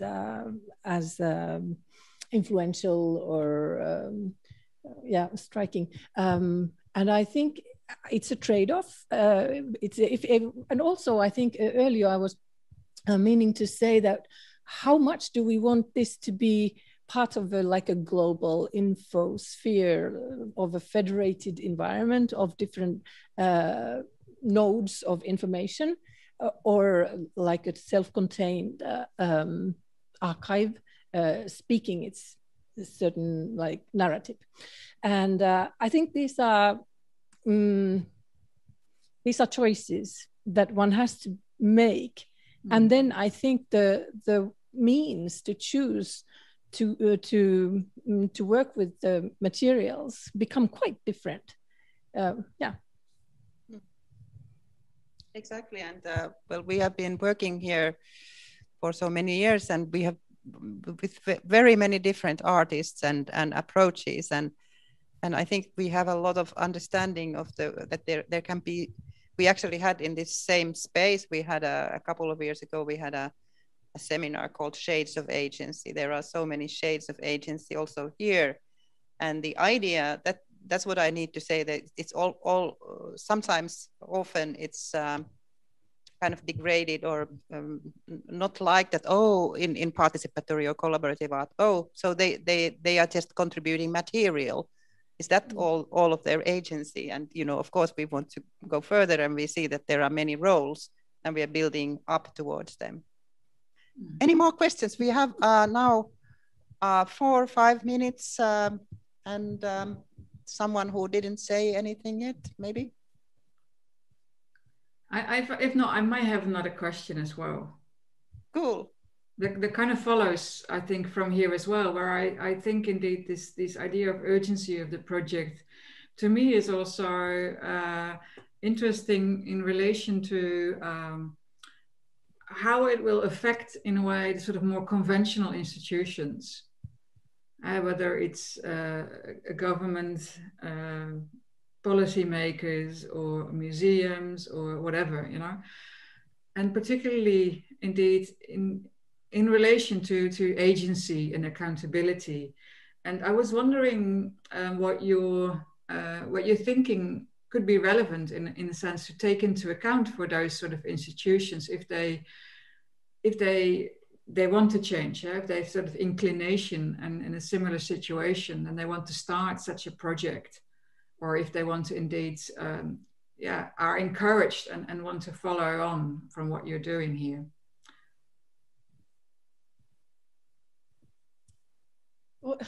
You're working with institutions, Susanna. But I think somehow this relates very much to what I was just finishing with, that the choice of perspective would be quite different even for an institution to run projects. I think there are marvelous audience collaboration projects with museums that take a specific topic and engage the residents and the people around the area and topic very effectively and produce great results.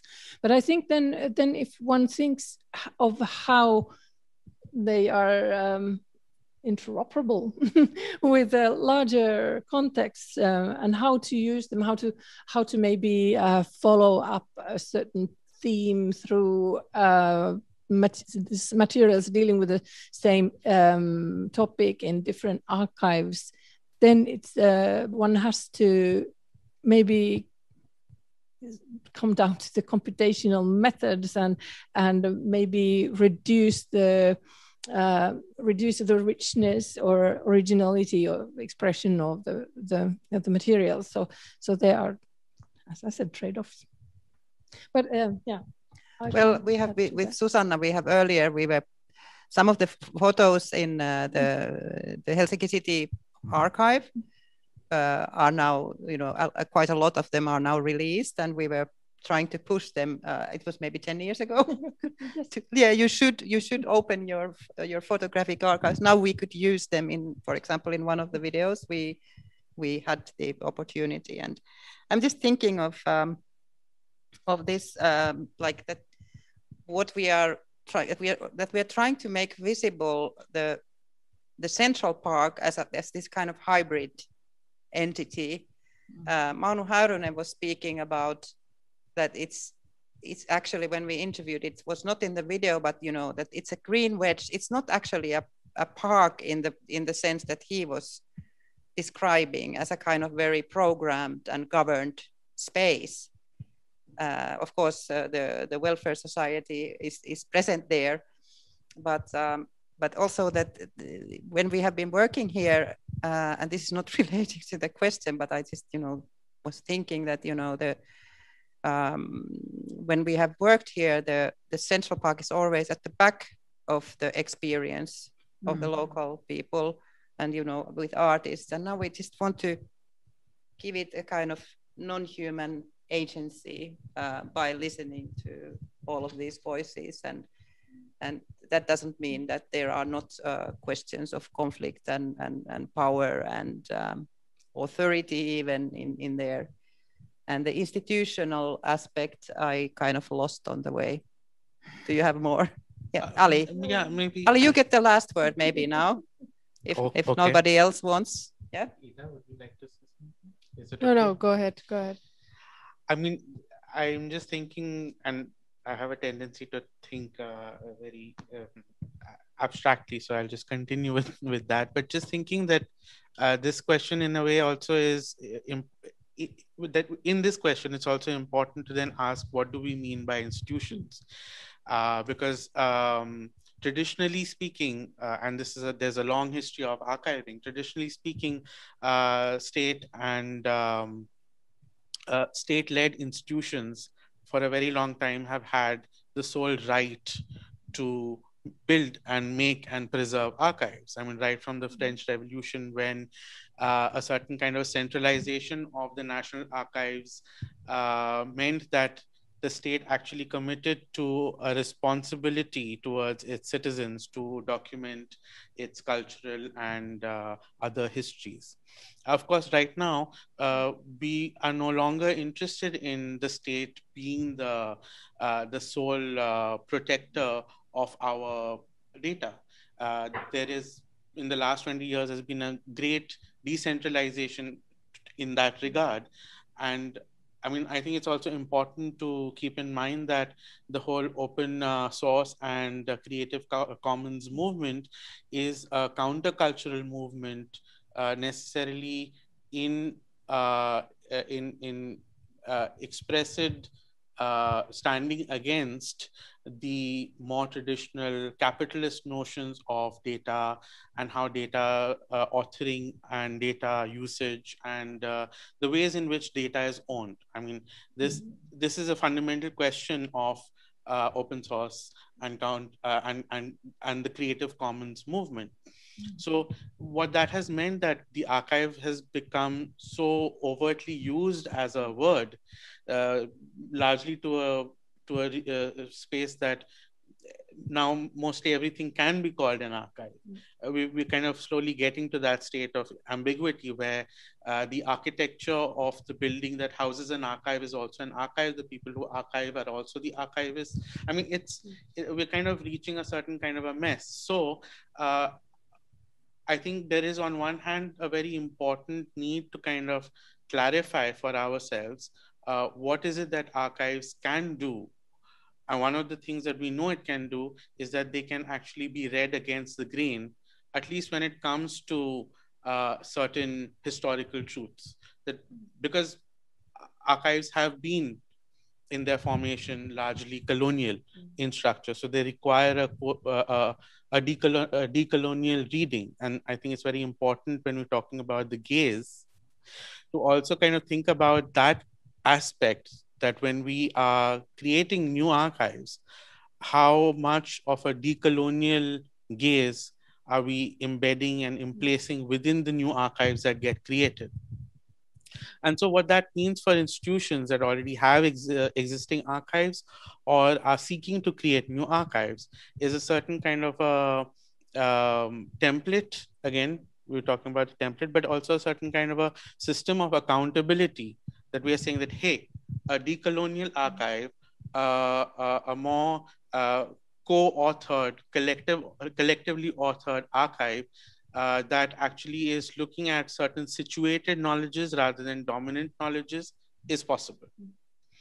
And so when it gives you that possibility, it then puts the onus of responsibility on existing institutions and archives to do better.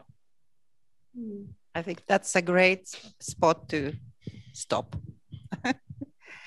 I would like to thank everyone for participating. Thank you, especially Annet, for sharing and moderating this part. The questions were really great. We will keep thinking of them.